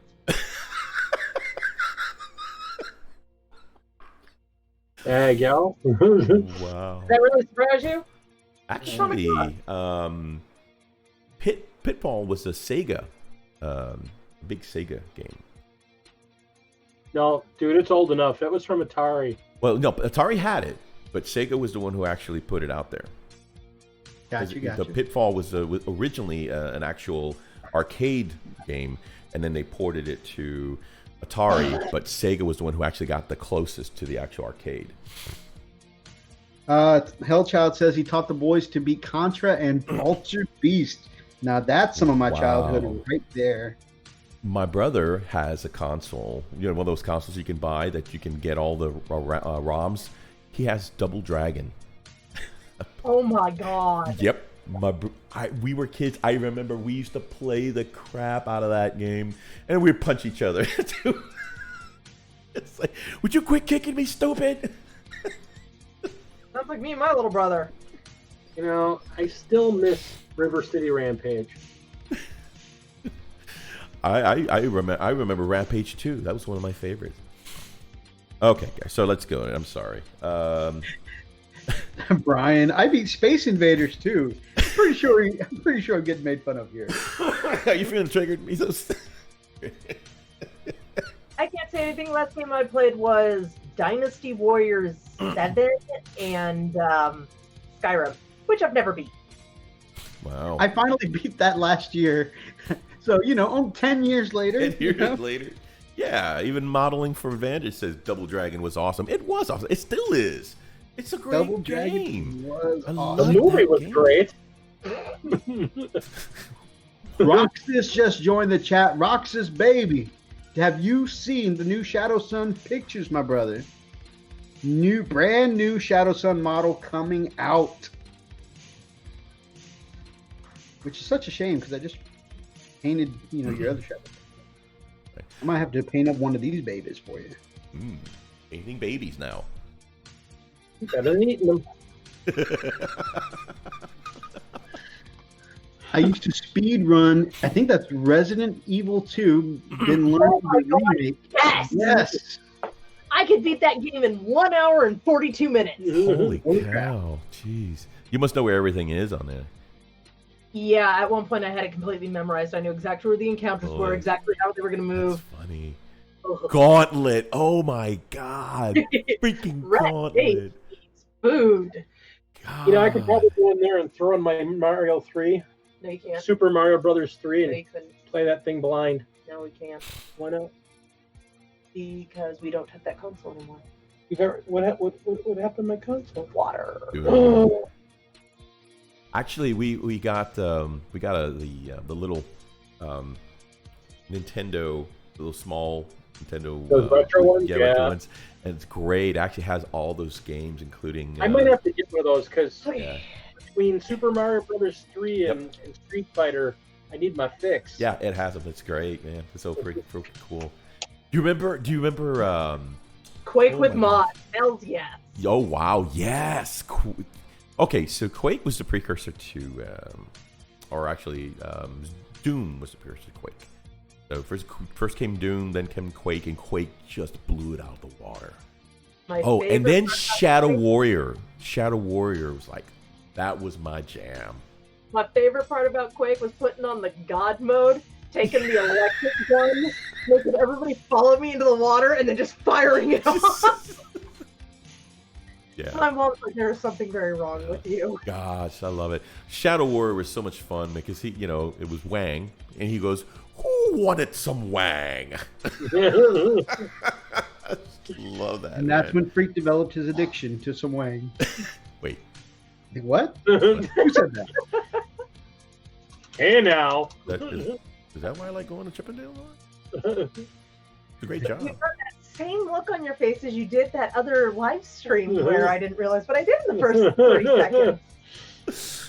Okay, so Mythos. Real quick, Modeling for Advantage and Tommy Dog said Gauntlet, and man, I can't tell you how many times when Raz and I were growing up on base, hanging out at the PX, they had this huge four-player arcade with Gauntlet, and Raz and I would spend so many hours there, and I can't tell you the number of times Blue Warrior needs food. Blue Warrior needs food badly.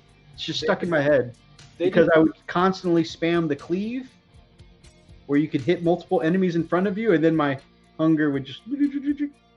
They just opened an arcade last spring near our house here.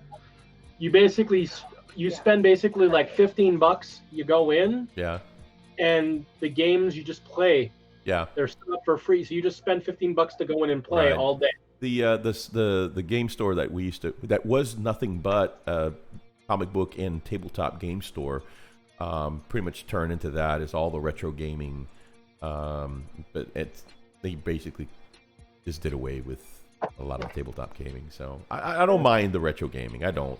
But when you kind of start off a place and they pretty much say, you know what, we'd rather cater to the retro gaming crowd and then say goodbye to the tabletop gaming. I was like, all right, well, then you can eat mud, you know. So, but no, man, dude, I've thrown up so many quarters, man, as a kid. It's just ridiculous. Yeah, we had a nickel arcade till a year ago, so it's gone. Wow, a nickel arcade, gosh. The man, Defender, Dig Dug. There was Jungle Hunt. I used to love playing that game. Tempest was my jam. Yeah. I used to love Tempest. Killer Instinct. Mission Impossible. There was actually a game for that. It was really fun. Generation X. Wow. Man. Now I want to play some retro games. Yeah, remembering long summers, shilling coins in the machine. Yep. Good night. I think we're going to need some severe motivation to get back to the tabletop hobby aspect. I agree, man. We need to get. We definitely need to get get back on track. All right, Spy Hunter. Oh my God, that was a game. That game made me so mad though, because I hate people running into me. It's one of those things like it's road rage on an arcade, you know. Oh, all right, guys. Here we go.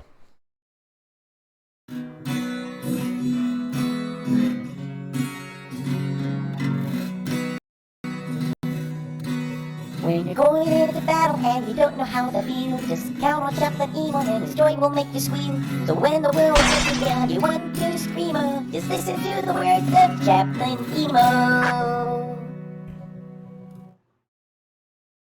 All right, and here's the part where Mythos, would you do the honor, sir? Actually, I love inviting our guests to speak with our wonderful chaplain. Indeed, it's a new year, you know. I'm wondering what chaplain. So, if you guys, please, would you ask chaplain? So, we've got all these video games and all these distractions and all these things going on right now. Chaplain, get us back on task. Get us back in there. Bring us back to the heart of the table. Grant us your wisdom and the Emperor's light. Just watch out for Atomic Dog. Men, we must realize what we have to look forward to in this new year. Absolutely nothing.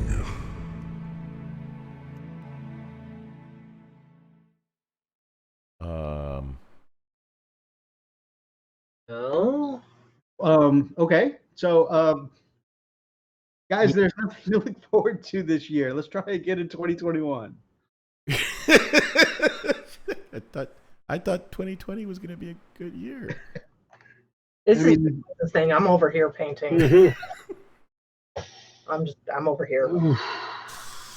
I mean, if the chaplain says that there's nothing to look forward to this year, and he's speaking from the voice of the Emperor. Is he, though? Is he? Are we sure he hasn't been compromised by chaos? No, I don't want to. Are above reproach. Yeah, they're above reproach. They wouldn't. They couldn't. He's just having an off thing. You know what? I think just beginning of the year. He hasn't quite recovered from the Slanesh miss. Yeah. And water. he's probably still hungover, Very likely. Yeah, so He has been in his room a lot listening to My Chemical Romance. it's true. So we just gotta dear. just give it to him, Like Atomic Dog says, or make Chaplin emo class Joe and Punch Out. I remember Punch Out. Oh, And then you fight Mike Tyson, and then you're just absolutely mad. God, that was just way too many moves. Way too many moves to remember. I was about to say, I never made it to Mike Tyson. I always got stuck on Mr. Sandman. Class Joe, Mr. Sandman. No. Something Bull. One of, like two or three Raging guys Bull. before Yep. the Now you're end. talking about the guy who would actually charge at you. Yep. Man, that's crazy. So yeah, there you have it. A little love from the chaplain. Well, even though the chaplain says there's nothing to look forward to, we're going to go on to our main topic, talk about some potentially leaked pictures and something we might be able to look forward to in the Primaris line. Is that during our performance? The Primaris line. Oh, okay. I was gonna say that was leaked pictures from our performance. We try to keep those. Talking about our Chippendales performance. Yeah. Remember, guys, I'm Asian, so there's not a whole lot to look forward to.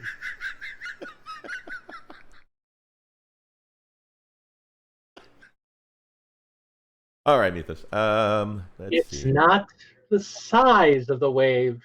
It's On the side of the boat, it's the motion of the ocean, damn it. If you're going to say it, I don't know about you, but get to England in a rowboat. Oh, Sorry. how the turntables. Okay, let's see. Mythos, which one is it, bud? Is it the Facebook stuff? It's the pixels. No, yeah, it's the pictures. It's just pictures. Okay, cool. All right. There's a pixelated picture, and then there's a pixel comparison. Okay. Oh, right, here it is. Let's try this. And let us switch over. So many of you have probably seen this pixelated picture surfing around the internet right now, and many people say that this is leaked GW images here. And it definitely looks like a picture of a picture of a picture of a picture zoomed in, like a lot on a very grainy film quality. But we have seen go to the one the full size one first before the comparison. Okay. Because I want people to be able to see what's in the background, especially as a White Scars fan. Oh, right. Hold on. That's the that was the yeah. Okay, here you go. Okay, you guys just put my mind in the gutter. Sorry, not sorry. Do we ever do that? Nah, we never do. That doesn't happen. All right, there we go, guys. So this ultra pixelated picture that could potentially hold a ton of possibilities. Interesting. So that looks like a Redemptor in the background. Yeah. But if we look over to the right, that could potentially, those definitely are some kind of bikes. Yep. And if this is one of their Primaris spreads here, could we be looking at the future of Primaris bikes? I mean, I hate that I just painted up 20 bikes of miniature Marines. And I was just telling right before the show, Big D and Lady Dragon, that after painting 20 bikes, I'm tired of painting bikes right now. Oh, man. But Yeah, dude. Primaris bikers, my White Scars are going to need some. I think you just painted some legends, dude. So I'm just saying. Here's the other thing to look at. The bikes in the back are one thing, but that dead center picture, when you've zoomed it out a bit, so you're looking at it in small scale, that looks like a pair of missile racks on the top. Yeah. Looks like a spear. You can go into the comparison picture now, too, because somebody says they found another picture floating around that looks like it could be it. It's definitely a flyer because you can actually see the stand underneath it. A flyer or a speeder? Speeder. Yep. That definitely sounds better. Yep. With everything they put into the White Scars, they got to give them something. Also, Zane, Hey, I feel like you're attacking my people here. Oh boy. Anyways, Triggered. so potentially that could be some missile racks there. It looks like two Interesting. kinds. The round ones remind me of the what do you call the Icarus. yeah, on the Icarus array, the Gatling rockets. Hmm. So that could be and then what would the other missiles be there? Is that like a Typhoon missile? So do you get Gatling rockets and Typhoon missiles? That could be some pretty awesome firepower there. Exactly. So Wolfwraith, and that's kind of what I was thinking. Is Wolfwraith says it looks like a bad Photoshop with the impulsor. Yeah, exactly. It looks like the back of an impulsor, and it looks like the front of a Rhino with repulsor hover, or the grab shreds. So it looks like it is a Photoshop of several kit bashes. However, Freaks got here on the back to the original image, and it doesn't look that far from the digitized image. I mean, there are some subtle changes there. To me, it honestly looks more like it's a cross knit. It's a cross stitch. Yeah, it really does. It's the pixelatedness. No, I mean, like, seriously, that looks like somebody zoomed in on a. But that's just me. So here's the thing that I do notice, Mythos, and guys, listen. This right here on the side. Okay, first of all, here's the flying stand right here, right? The little plastic piece of crap that I had stand. Those things are garbage. But there's definitely something up front. It looks like it might be another weapon. It could be, some type of, cannon or bolt or something. And then there's something here on the side. You see that? Yeah, I see it. Yeah, it's just interesting. And then, of course, you see the missile pods. That's definitely obvious. See, what I'm thinking, when you look at the front end of that, think of what a current land speeder looks like. Right. And then think about the new hover tanks. I'm betting there's a pair in between that nose piece. It's got the regular rampy parts like the new hover tanks. Right. And in the middle there, it's a pair of smaller scale of the rotary cannons. Yeah, that's what I'm thinking. The regular land speeder has the rotary cannons. Yeah. So I'm thinking it's got two rotary cannons in the front, and then it's got the two missile racks up front, which are probably like the missile racks they put on the Redemptor Dreadnought. That they're an Icarus. They're probably a twin Icarus missile pod, but you're seeing them canted at angles. Yeah, I think this might be the new Primaris speeder. Yeah. And then, of course, you can see. I don't know if this is the Executor or not. That's definitely the the hover tank for sure. That looks like a turret. It looks like a little bit, and somebody said it in the chat, but I was thinking the same thing. It looks kind of like the ball predator for Blood Angels, and it isn't Blood Angels colors. Yeah, it is. The other thing I was thinking about on the left side turrety looking thing. Yeah. If the left side is missiles. Yeah. On the new Impulsor, I think it is. It's got a optical piece with a heavy stubber on it.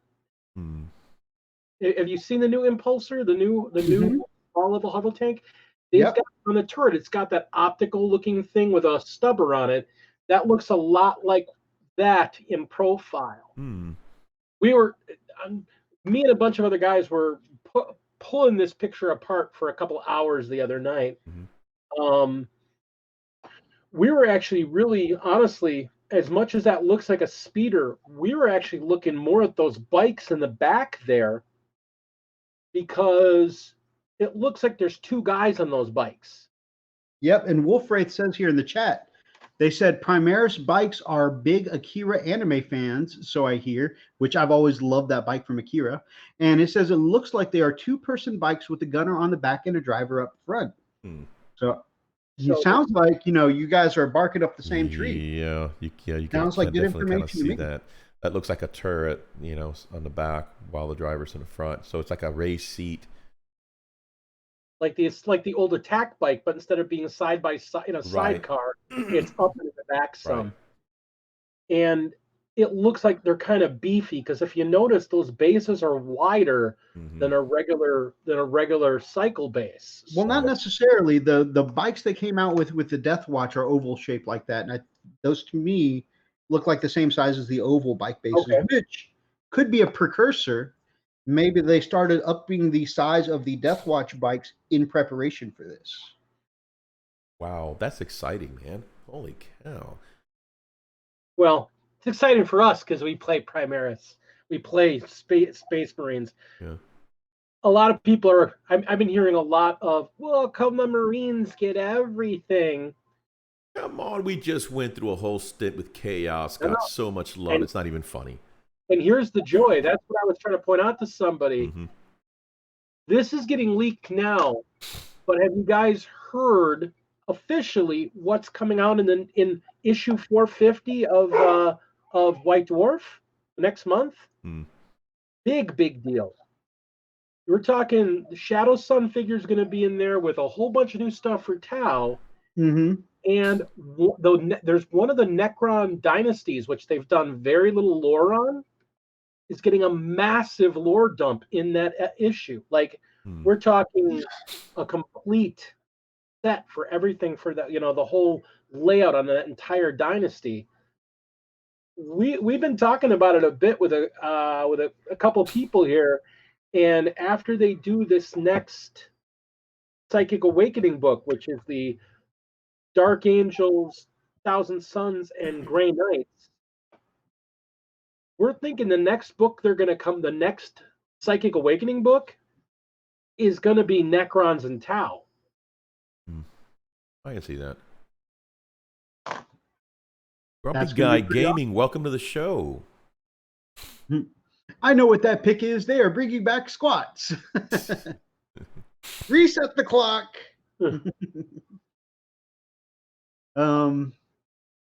Fingers crossed, Wraith. My Blood Ravens are ready. Can't stop, won't stop. That's awesome. That's what I want to hear. Man, I have to say, Wolf Wraith has, I think, my opinion, maybe the best Blood Ravens army on YouTube right now. YouTube, Twitch, all that good stuff. There's not a lot of Blood Ravens. I mean, there's a lot of Blood Angels, but not much Blood Ravens. I want to see a battle report with these gorgeously painted Blood Ravens. That's what I want to see. I got to get my custom chapter up and painted so I can start playing my Iron Hands. That'll be cool. Mm-hmm. I'm super stoked about that. Wolfwraith, go challenge Winters or something like that so I can see those beautiful Blood Ravens in action. Ooh, I want to paint that. Oh, What do you want to paint? This he's got a gunship. just got this for Christmas. Oh man, Freshly built, freshly primed. very nice. Yeah, that just looks just like my Gorgeous. Storm Talon gunship. Man, I want to get a That's new the one. Storm Hawk, right? Yeah, I think so. That is the Hawk, right? Yeah. And I'm going to take this thing. I'm not going to paint this up for wolves. I'm actually starting to separate out some figures and stuff because now that I've got about 5,000 points of wolves, Right. I'm going to start working on my Iron Hands army. But that's going to be You primed the canopy. One of our brand new subs, Joe Bookish, is in the chat. Good to see you, my man. Welcome. Hey, Joe. Joe's actually also my most recent Patreon member. Wow. I'm glad Good to have guy, you over good here, guy. man. Grumpy, one of our biggest supporters, says, "Good morning, friends. I wish you all the best in the new year." Thank You too, Thank Grumpy, you, man. Same to you. No, we You don't had think a hell of a year last year, and I hope it's even more epic than the last and one. we really don't think you're a jerk. Just Mythos.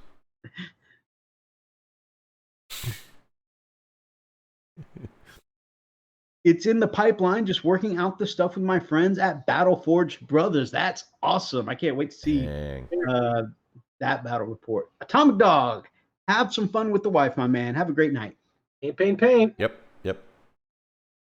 Put some nice music on. You know, little taco. Tony here. just started a Blood Angels army. Man, So I think it's Mephiston, right? Oni, that you're going to be entering into that competition. was just talking about it. I have to say, the new Mephiston has had me looking at Blood Angels lately, and I'm like, you know what? I got too many Marine armies. I need to stop this. Dude, you ought to see how he painted this, man. I mean, he's making mistakes look good. That's Mike. Oh my! I mean, it's such a gorgeous freaking figure. I hate the Blood Angels, and I kind of want that figure.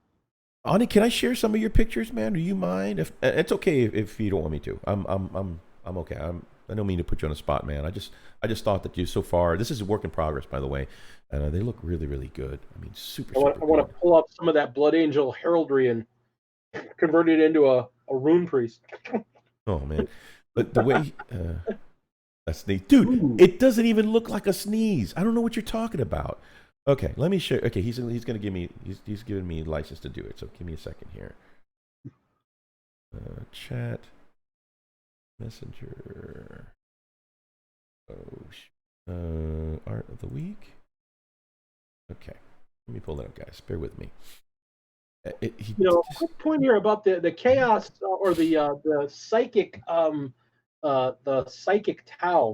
I don't think that they're going to get psychic abilities as per proper Tau.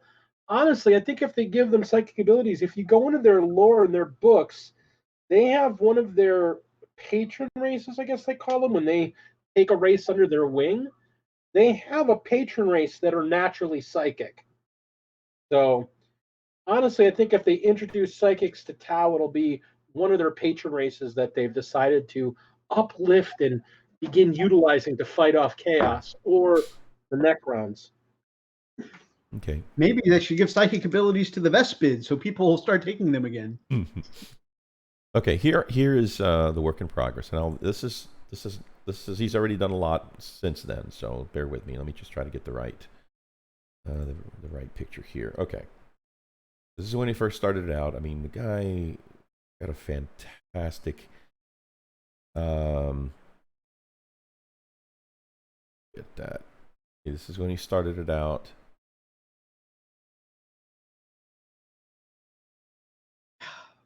That's so cool. Oh my god. Okay, so he started doing the shading. Okay. And then he started working on the backpack. This guy does amazingly clean work. Ani does super clean. Look at this Mythos. Yeah, I'm looking at it. It looks gorgeous. Freaking dude, I'm just so jealous. And okay, so here's the back, the back of the backpack. He's one of those that actually, paints the backpack separately before he attaches them. So jealous. Okay. That is beautiful. Okay, here is the updated version of the look. Okay, the robe, whatever you want to call it. I'm not going to call it a dress because it's not a dress. But the neat thing about what he did, look, he did highlights on around the breastplate, which is so freaking. It even has nipples. I don't know how that wound up, but anyway, it just looks so freaking. Just draw the eyes to them. Amazing, dude. I mean, amazing work with the shading, with the highlighting. He's got edge highlighting here. And here's the part that really I thought was amazing. So here is the shoulder pad. And he said, yeah, man, I was trying to, I got a little carried away. I accidentally sneezed while I was airbrushing and bleh, So I'm like, okay, man, if this is a sneeze, dude, I want the flu. So anyway, he was doing a little lead belcher work and he went, and, but dude, this guy does crazy work. So really, I get overspray like that when I'm trying hard and not sneezing. Like,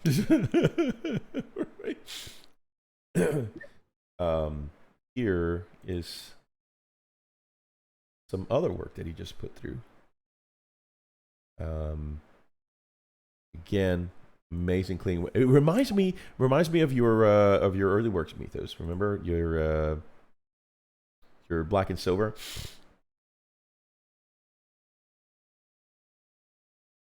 oh yeah, the Death Watch, who are actually supposed to be black and silver. Right.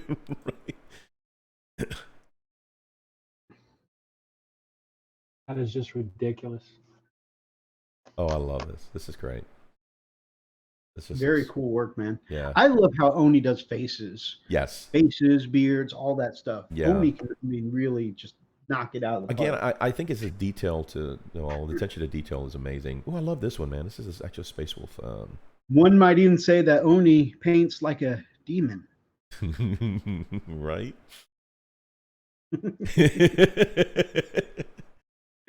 She caught the dad joke. Yeah.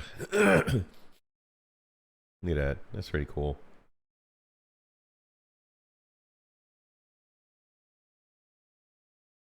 Yeah, just amazing work. I really like it. I really like his work. Airbrush like y'all one day. That's what I want to do. Do what? So I want to grow up to airbrush like y'all one day. That's what I want to do. I want to be able to grow up to actually airbrush and not have all over the place. I mean, this is clean work. Every time I do something, I always got like, okay, I got to clean this up, And I don't, like you said, I don't even have to sneeze. I just got to try to. Okay, yep, that didn't go where I wanted it. So that's gorgeous work. Shall we continue with some more art of the week? Yeah, let's do some art. Mythos? Dream big, but don't go for the impossible, Mythos. All right. I'll stay in my lane. That's a good. Dag, yo. Dag. Garrett. I'll stay in my lane. Yeah. I really would like. I would really like to get up to Wolf Wraith level one day, but I've been told to stay in my lane. Dude, it's good advice, Garrett. You got to keep them straight, man. Need to drill the barrels though. How did I not catch that?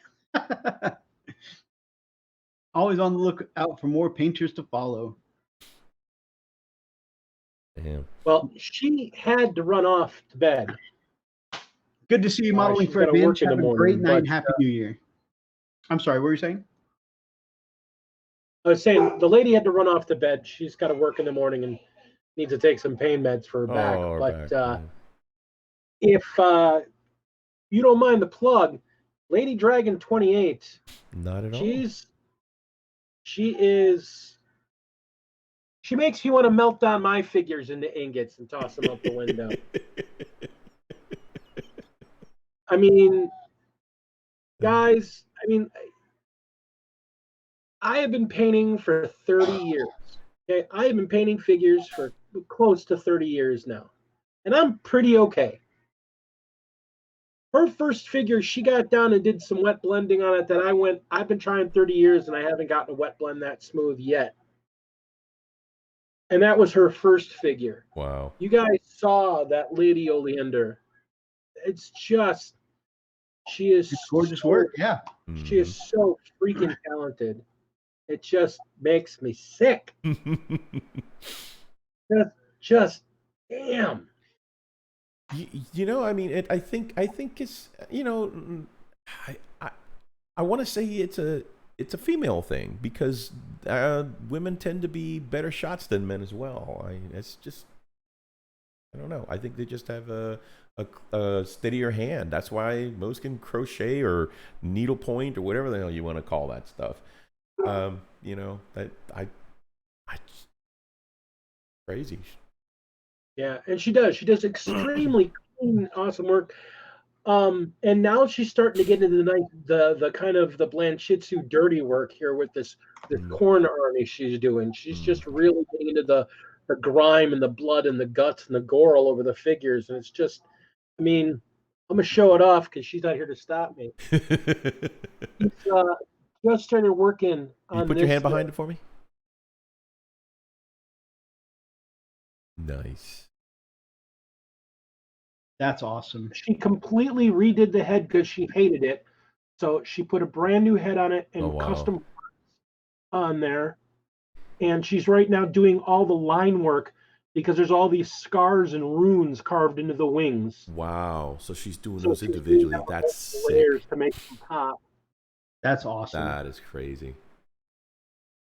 This does not look like the work of somebody who's been painting figures for 6 months. Wow. Just attention to detail, man. That's yeah.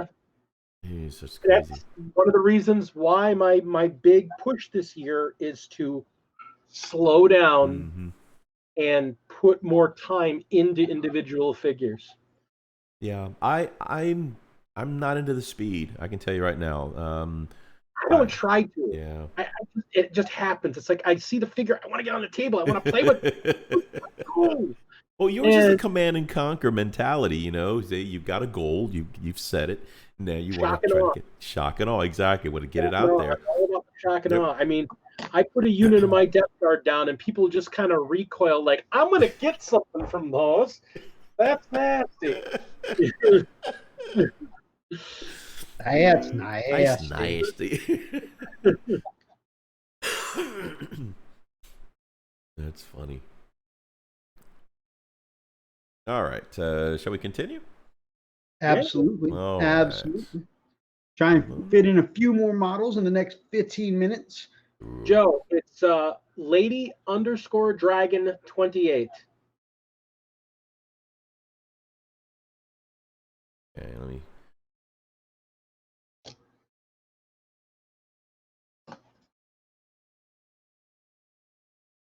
Okay, And internet. painting busts is why I want to get myself a freaking 3D printer because I really want to do some busts. But Oh man, I miss my 3D printer. I love the 3D printer that Oni got. He's got a really nice one. Anycubic Photon is right now $225 on Amazon. I mean, Ooh, wow, that's pretty good. A resin printer for Wow. $225. I'm not ready for resin. I think those are great, but I'm not quite ready for that. The one that he's got is a good quality one. I'm not ready for resin. I'm gonna jack it up. I just know it. Okay, so these were submitted to us. Well, actually, we were submitted. I asked if I can share these. This is from a good friend. He's a friend of our channel, Sean, and this guy is a He's entered his stuff and won stuff from. Yep. 3-time entry into White Dwarf. Entry to the White Dwarf, exactly. The guy does incredible work. By the way, man, too bad Brian left because he would have loved these. But gorgeous work here, man. Let me get over here and just show these off here. I mean, this is somebody who's definitely has the attention to detail.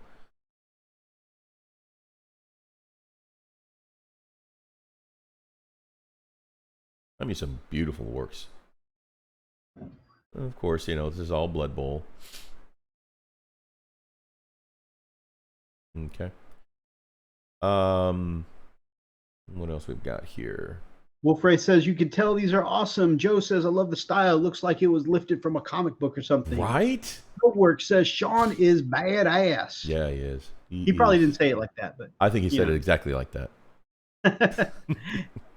Wolfray says, a really vibrant painter. Yeah, he is. Okay, so I saw this one that you shared. I don't know if this was you or Big D, but this is actually pretty funny. The Elvis. That's the funny, Noise yeah. Marine. Yeah, that's funny. Oh, that's awesome. Okay. The next piece is the pièce de résistance. In the chat where you have that picture there, Yes. Big D put the name of the artist so we can give credit. Okay, let me pull it up.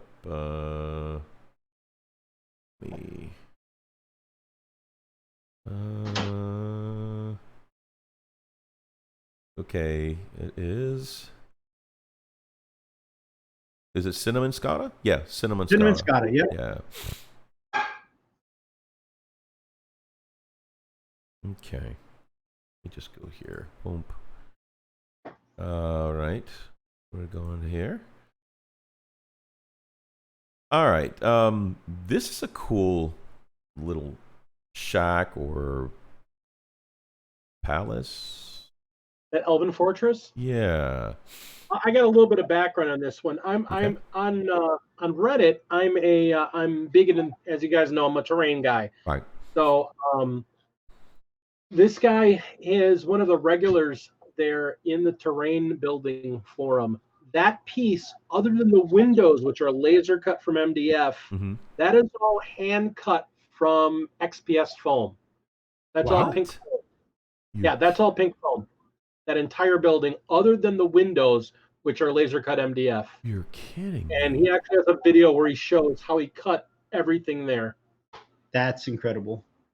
So I imagine he just cut it in pieces, or in the panels, and just put everything Yep, together. it's all panels and layers, and then you texture the different pieces, and then assemble the whole thing.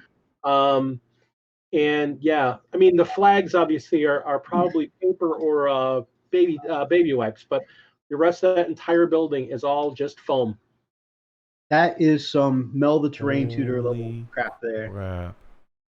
including the shingles. You gotta be That's incredible. Jeez and Pete, man. I love the weathered texture and everything that he managed to get on this pink foam. Dude. That's crazy. That was the thing. You mentioned you were looking at when I was cutting my crystals at one time, how I was just ripping through them on that hot wire foam cutter I use. Those tiles, he's cutting foam paper thin like this and using it to build roof tiles. Wow. That's insane. And they're all symmetrical. And look at this. I mean, he's weathered them. Well, and you know how you cut those? You cut a block the shape of the tile, and then you set your guide so it's this thin, and you just take the block and just run it back and forth across the wire, and you get tiles this thin in all the same shape because the block's all the same shape. Okay, kind of like cutting vegetables on a mandolin. Exactly. It's exactly what you're doing. That's incredible. I would never have thought to even try a technique like that. I mean, he did such a good job simulating wood. Good night. I love simulated wood.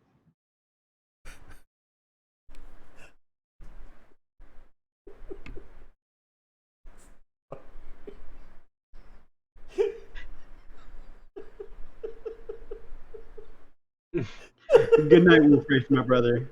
I think you broke him. Come on, man. I think you broke him. Yes. That's my goal. I was not expecting. Thank you so much, Wolfraith. If you guys have not checked out Wolfraith on Twitch, please go check him out. He's got one of the best hobby Twitch streams on the internet. So,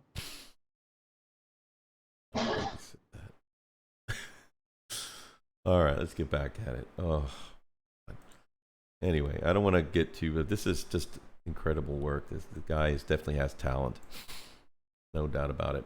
So he did the same thing with the blocks there, Big D. That's all. Stone. Yeah, that's all cut. That's all cut from foam. Like I said, the only thing that was laser cut MDF is if you roll down a little bit right at the windows, you'll see like there's the tree, not the upper windows, but on the front windows. Right. He's got like the tree from the Lord of the Rings, that tree symbol that they use for window frame. Right. He's got windows like that in there. Nice. That's awesome. Cool. Okay.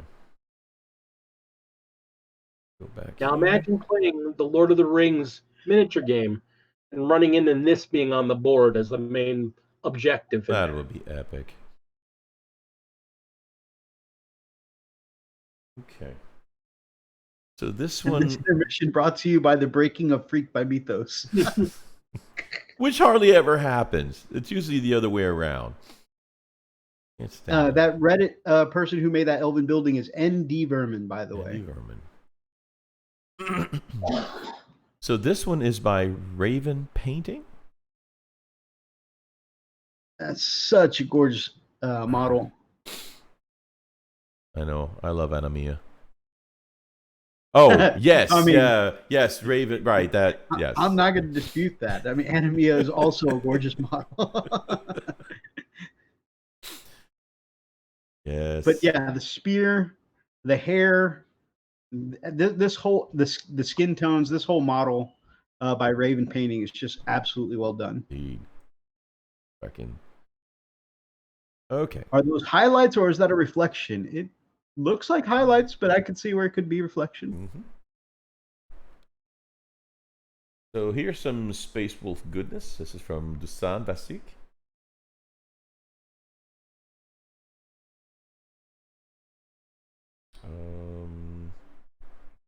This is, I don't know why. He also has a page called Warbrush Studios on the Facebook. Nice. Yeah, Messenger just jacks with the order. I don't know why it does that. I hate that crap. Really good work here. I'll go back to trying to send them separately so it doesn't jack up the order. It wasn't. No, it's not you. It comes in fine. Like as you send them, but when you select them, when you blow them up, the order underneath it's goofy. I don't know why it does that. That's weird. Yeah. I mean, the face on that guy you were just looking at with the beard and everything, the eyes, yeah, really reminds me a lot of hero, one of my personal favorite heroes, Edict Beer 40K. Mm-hmm. The way he does his 13th company face. Yep. It really reminds me of that kind of face. Mm-hmm. Okay, let's see what else we got. Okay, yeah, there we go. So well done. The black line around the eyes and the way, I mean, those eyes just come out perfectly is what reminds me of Nick's work. What company is this? Do you recognize it? Well, that's a rune priest, so. Well, I'm looking at the full company. Oh yeah, that's just a generic Celtic rune on their shoulder. Okay. Yeah. They're not really. I can't remember what letter that is.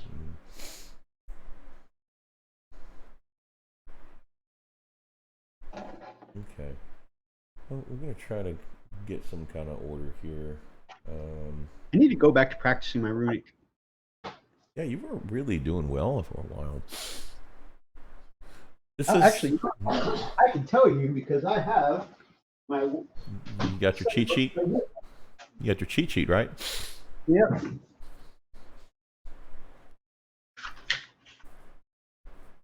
That is the rune for O.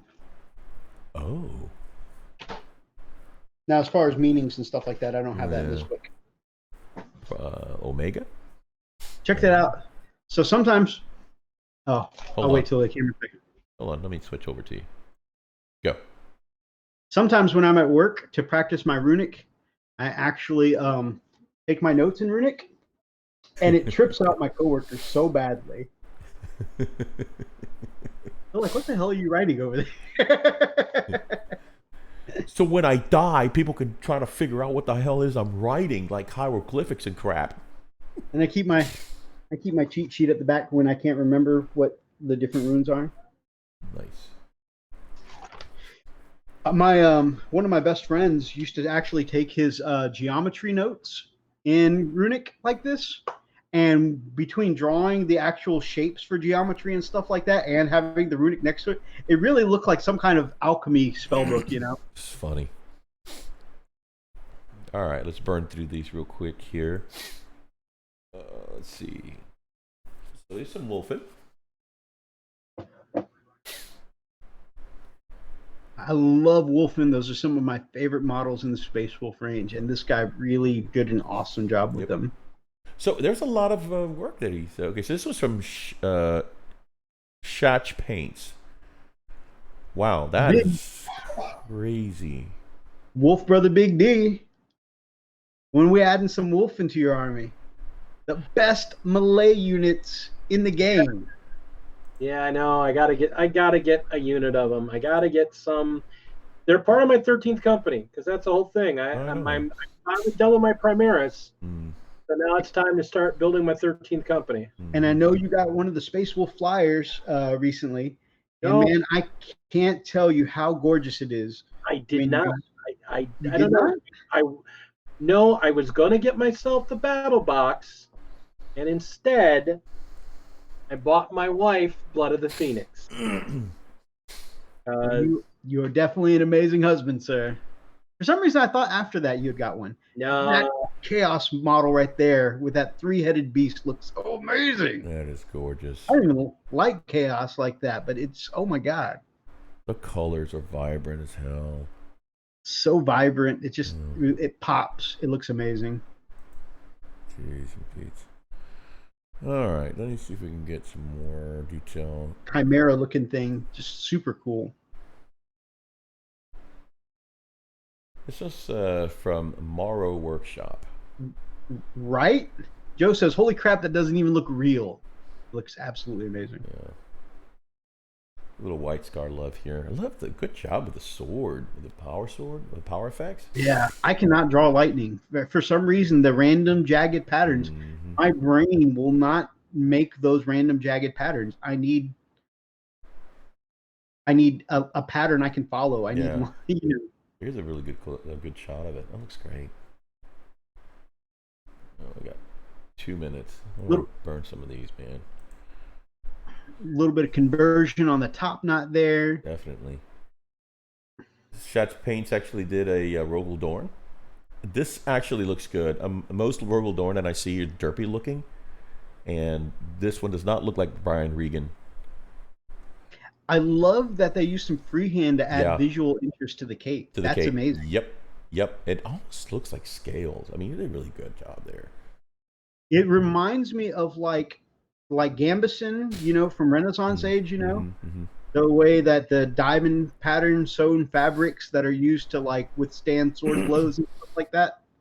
You know, that's what it reminds me of. It's like a medieval Gambison kind of pattern. I would have to use, this particular this particular model. That could be a stencil too. Well, yeah, it could be stencil, but I mean, like the painting style, I would have to try. I mean, oh my gosh, dude, the highlighting and the shading, it's just amazing work, man. I love this.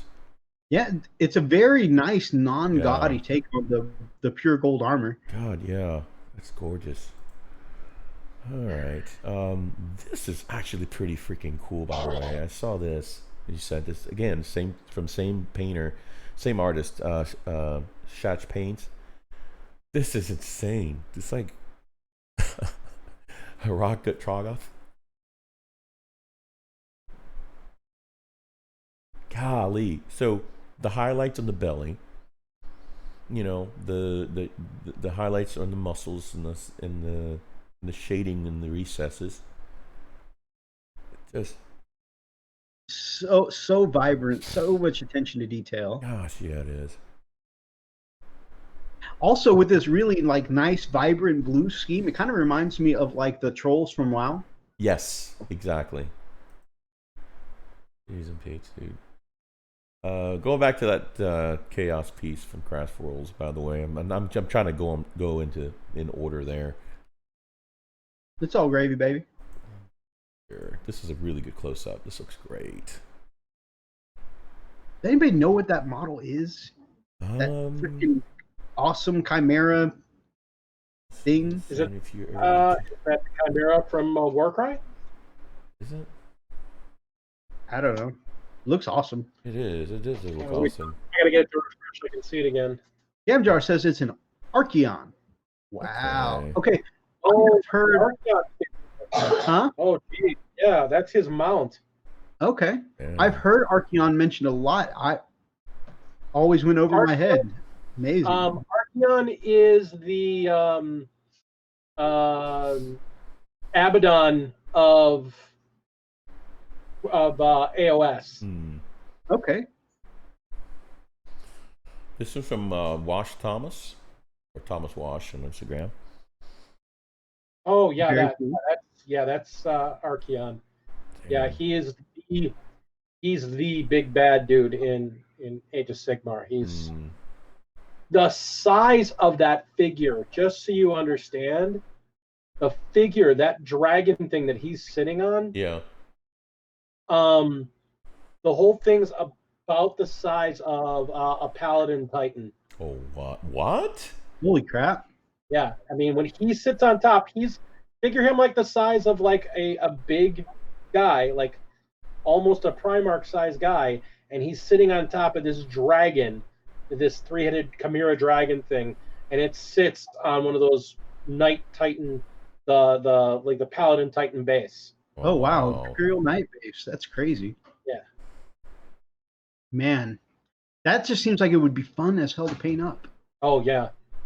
You know, just one day I'm going to get me a Maw Crusher to if paint. nothing else, if nothing else, the Age of Sigmar bosses, their big bosses, are some gorgeous, beautiful, huge figures to paint. Whether it's the Star Drake, which is the good guys on a big celestial dragon, Archeon, which is on his Chaos Dragon, the Orc that's on a Maw Crusher, which is this. See, I love the Maw Crusher model so much. To me, it just completely outshines the Star Drake. But I want to play Stormcast, so what I want to do is get me a Maw Crusher, take off the Orc guy, and put a Stormcast on him. My counts as Star Drake. Their big guys are just gorgeous. I mean, you guys used to play or still play World of Warcraft, right? Used to play. Yeah. Nagash, the leader of the Death Faction, he looks like the Lich that's in Naxxramas. The big Lich at the end of Naxxramas. He looks like that Lich. Wow. That's awesome. And he stands like 8-9 inches tall. Oh my gosh. I mean, that's because it's the size of one of the Primarch figures, like Mortarion. Yeah, Ani says I have that Maw Crusher. Yeah. Yeah, I can't see it now. I can't paint Archeon because that last one we just looked at was too amazing. Only if Maw Crusher is too good. I'm probably never going to be able to paint a Maw Crusher. You know? Yeah. So this is a submission from Brian, Atomic Dog. Atomic Dog. Yep. I think this is a Reaper model. And you can't tell in this picture too much because of the shine on the eye, but he actually does a really good job painting the eyeball, which I cannot paint eyeballs to save my life. But awesome work by Brother Brian, and he's already checked out for the evening, but really good submission by him. There we go. Yep. Little bitty body, big old head. Yeah. It's Scrappy Doo. Right. Oh, God. All right, guys, so that is our art of the week. Now, before we go into our closing thoughts for the night, guys, I want to tell you that our researchers that we have working with us in Story have reported a really, really, really weird anomaly this week. Oh, you guys. So, all over the globe, our researchers found that no matter where they were stationed, okay, our researchers in Japan, our researchers in Greece, our researchers here in America, okay, Mexico, Canada, all throughout Europe, they all have had one thing in common, and that was the reports that came in that no matter where in the world they were, the millisecond it changed over into the new year, Elstonation was already the first person to complete a model in 2020. Golly. In every time zone. Dang. Every single time zone across the globe. You know what? There's only one other person that has been known to do that and not quite as effective, and that's Santa. Right. Jeez. But so, I think it's the beard. It's got to be the beard. It's got to be the beard. Got to be the beard. And that, ladies and gentlemen, is our 100% true. So true. Elstonation fact of the week number. You're not going to get that anywhere else, guys. So. Closing thoughts, Big D.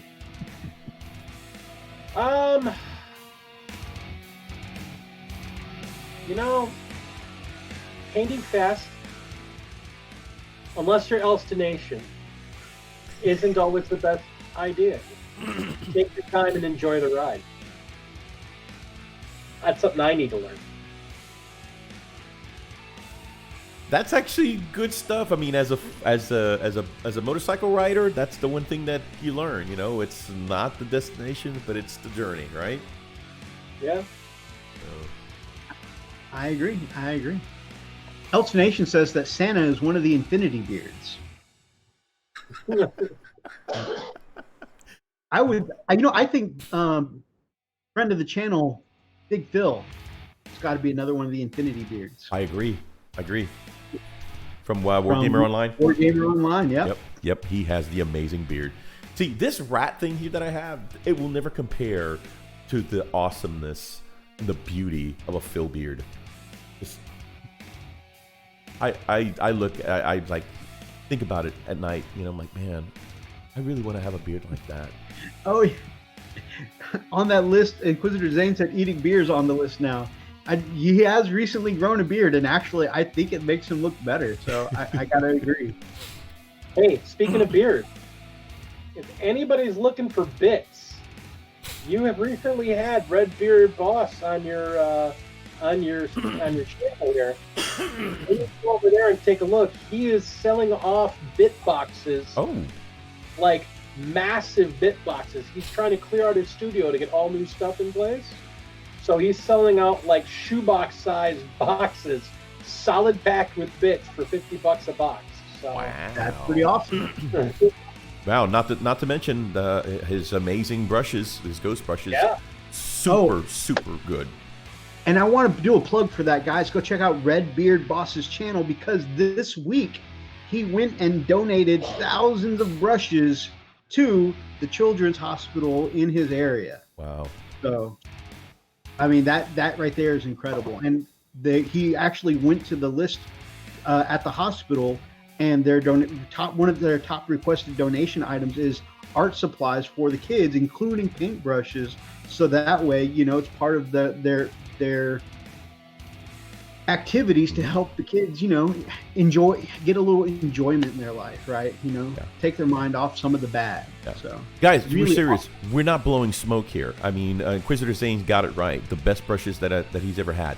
It's the best brushes I have ever owned, and I bought brushes from an actual art store, a very high-end art store, Hobby Lobby. I bought brushes from all kinds of places, and even army painter brushes, and I love those. But these ghost brushes, man, they hold the bristles. They never bend. You take care of them, they will take care of you, man. Man, I'm loving them.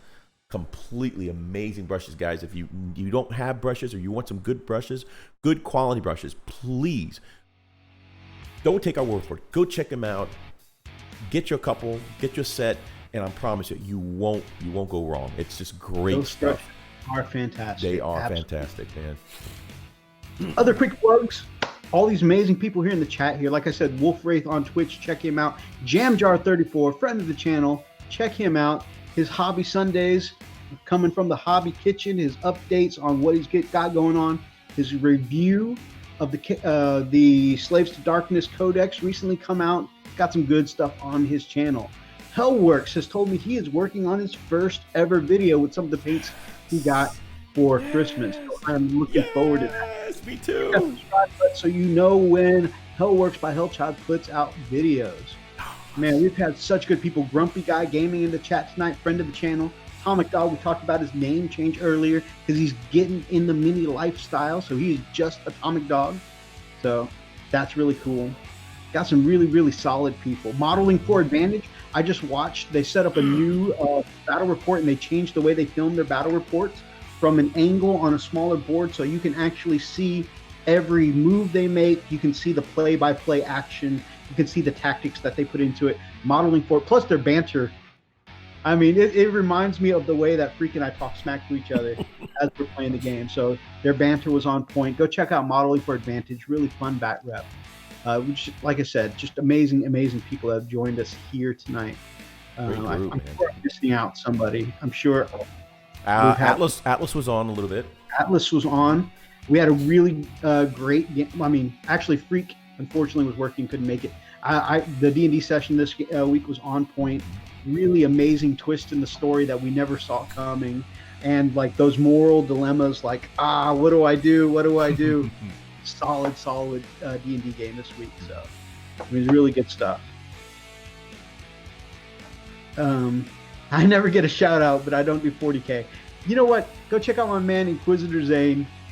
He does video game Let's Plays. Usually, like they're not voiced over Let's Plays, but he's got some really good footage from his the games he plays online. Sometimes it's PlayStation VR. Sometimes it's things like Call of Duty, and some really good footage there. Go check that out.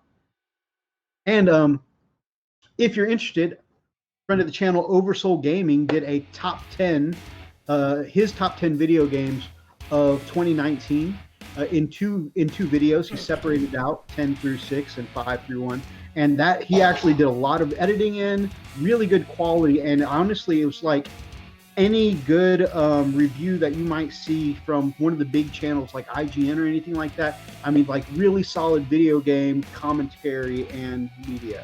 So if you're interested in something like that, it's his top 10 games, why he thinks those games are so good, whatever categories he thought goes with those choices. And like I said, really, I mean, top-notch video game media. Go check him out. Quizzer Zane says he's going to be doing 40K sometime soon, hopefully. That'll be cool, man. I'm really looking forward to seeing that, man. Absolutely. And huge big plug to GCD, Big D, the GameCraft Dragon, the man. I think I've heard of that guy before. I hear he's a really amazing channel. An amazing guy. But you know what makes him amazing is his side partner, his sidekick, and Lady D, Lady Dragon, just keeps him online. Skip right over Mr. Dragon, huh? Just skip right over him. Yeah, I'm just the guy. She's all the talent here. I'm just here to hold the camera. Big D, it's always a pleasure to have you on, my man. You are just an amazing guest. You gonna let him talk smack like that to you, Big D? Hey, you know what? He's only doing that crap because I busted his chops with Callum when he started talking trash to him. When that's all you've got in life, you let him have it. Oh. You see now, Big D, why I'm Phil's favorite? You see? Wow! Where is the mute button again? No, that's the thing I love about you guys. I mean, in the end, this hobby is all about having fun. Yep. And, you know, my wife and I, we give each other a lot of crap, and that's how we fell in love with each other, just because it's all we do is we just continuously give each other crap because we push each other to be better at everything we do. Is that what we do, Nethus? That's how we fell in love. That's how freaking I fell in love. Yeah, that's what I thought. Yeah, you know, it's just, I can see you guys, if you weren't married, you two would be married. I get it. It's fun. And that's okay, you know? 21st century. Oh, my God. Zane agrees. Zane says the Lady Dragon is a wonderful host and streamer. Joe, thank you so much for the kind words. Joe says, thanks for the recommendations and the good art and conversation, y'all. Glad you were able to make it. I'm glad that you have wormed your way into our little mess here. Oh, next time you do a stream, Big D, if you see Cinna Dave again, we're actually in the Houston area too, so let him know. We might be able to. Oh, yeah, definitely. I mean, he shows up every week, so I mean, he's a good guy. Awesome. Yeah, we got to get you guys. We got to somehow get you up here for Adepticon, guys. We got to get a game in or something. Come on, schedule some audits or something. Come on, make that happen. And then, Joe, I think you said you're in San Antonio. Somebody said they were in San Antonio. Which isn't, I mean, it's only like 4.5 hours away from us, which is about as far away as the Nerd Life. Well, I mean, that's Texas. Everything's far away from each other. You're just, you know, huge. I mean, seriously, you guys are huge. Yeah, he's in San Antonio. Yeah. Being from the Midwest, it's always weird to me because in the Midwest, I can get to another state in an hour. Yeah, see, that's great. Texas. I mean, if I want to drive from here to Chicago, that's an 1.5 hour drive, and that's a long drive. You guys are in Texas, where it's like, I got to go to the grocery store. I'll be back in a month. Yep. You know? Yeah, because smoke stretch. Yeah, you can go anywhere in Texas and drive for 8 hours and still be in Texas. Yep. When When is Adepticon again? Adepticon is March, early March. 2 plane tickets by March. That might be difficult, but Because I'm just saying, you got Uncle Adam from Tabletop Minions is going to be there. You got the Miniac who's going to be there. You got there's a new channel coming up, Jason Tick. He's an incredible painter. I got to introduce you guys to him. He's a pro painter that lives in my area that wants to start teaching painting basics for complete students, like people who have never picked up a brush before, and teach them how to paint. That's stuff. cool. So, That's pretty cool. And he's the guy that came in first place in both the tournaments that I came in third. So he's a hell of a player too. So awesome. Yeah. Joe, my man, we'll have to hook up and get a game in sometime, my man. Wouldn't be the first time we've driven 4 hours to get in a game with the Nerd Life. We gotta do that again. We do. Gotta meet Way Nerd Life overdue, brother man. again. I'm not gonna recognize him how skinny he is now. Right? Freakalicious, you got any closing thoughts, baby? I do, man. I am so excited for 2020. We really got a lot of stuff planned. I'm really excited to see this channel, grow. We're gonna have some just really cool stuff coming our way. I'm super excited with the music. I'm really pumped about the next level of music that we're really picking up. And I'm also going to be doing a lot of work for other channels as well. Trying to help other channels with different music as well, so they can have something for them. Here's the thing. I've been helping out other channels, but now I got stuff that I can actually do quality music for them, good quality projects. Matter of fact, I've already done a great intro for Hellchild from Hellworks, and I can't wait to start seeing that in his videos, man. I'm super stoked. But now I can go back and duplicate it and make his stuff even better with some cool badass music, So excited. I'm also excited about getting my Imperial Fists really muscled up. I have been shellacked enough. So I want to start really getting my Centurions up to speed. I want to get my Aggressors up to speed. I want to get Torgaradon up and running so we can really beat the living snot out of. And we got to get you to learn the new rule, the not new, but the Vigilus rule set for the Siege Breaker cohort, so you can really tap into that power. Yep, exactly. So super excited. We've got a lot planned. So I'm hoping in this year we'll definitely have more opportunities to be able to have some fun with that and get my Imperial Fists out there and whooping some ass. So yeah, super excited, man. And I really am. I want to make this as a goal somehow, some way to meet up with another channel in person.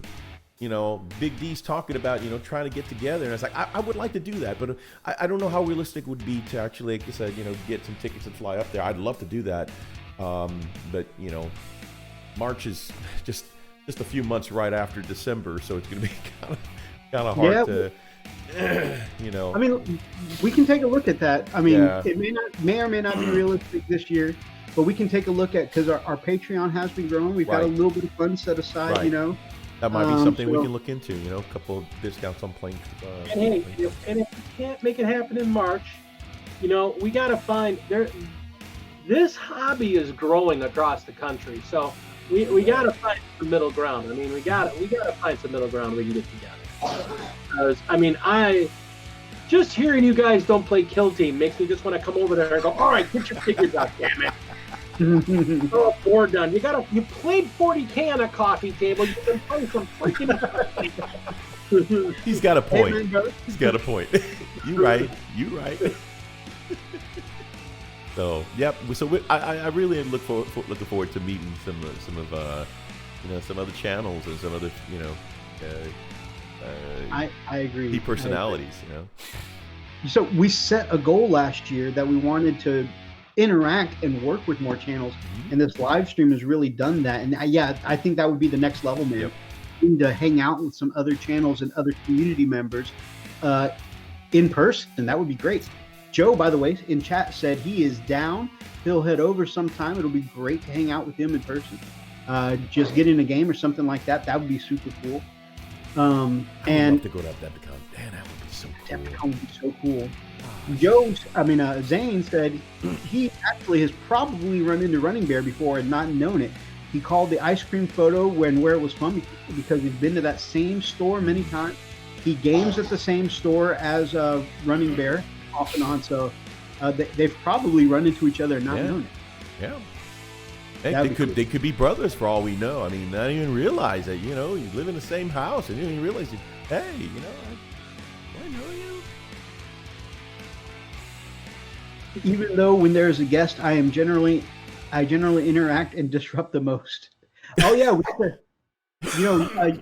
you were working during Thomas's last visit, but in April, maybe we can all get together again. That would be super cool. That would be nice.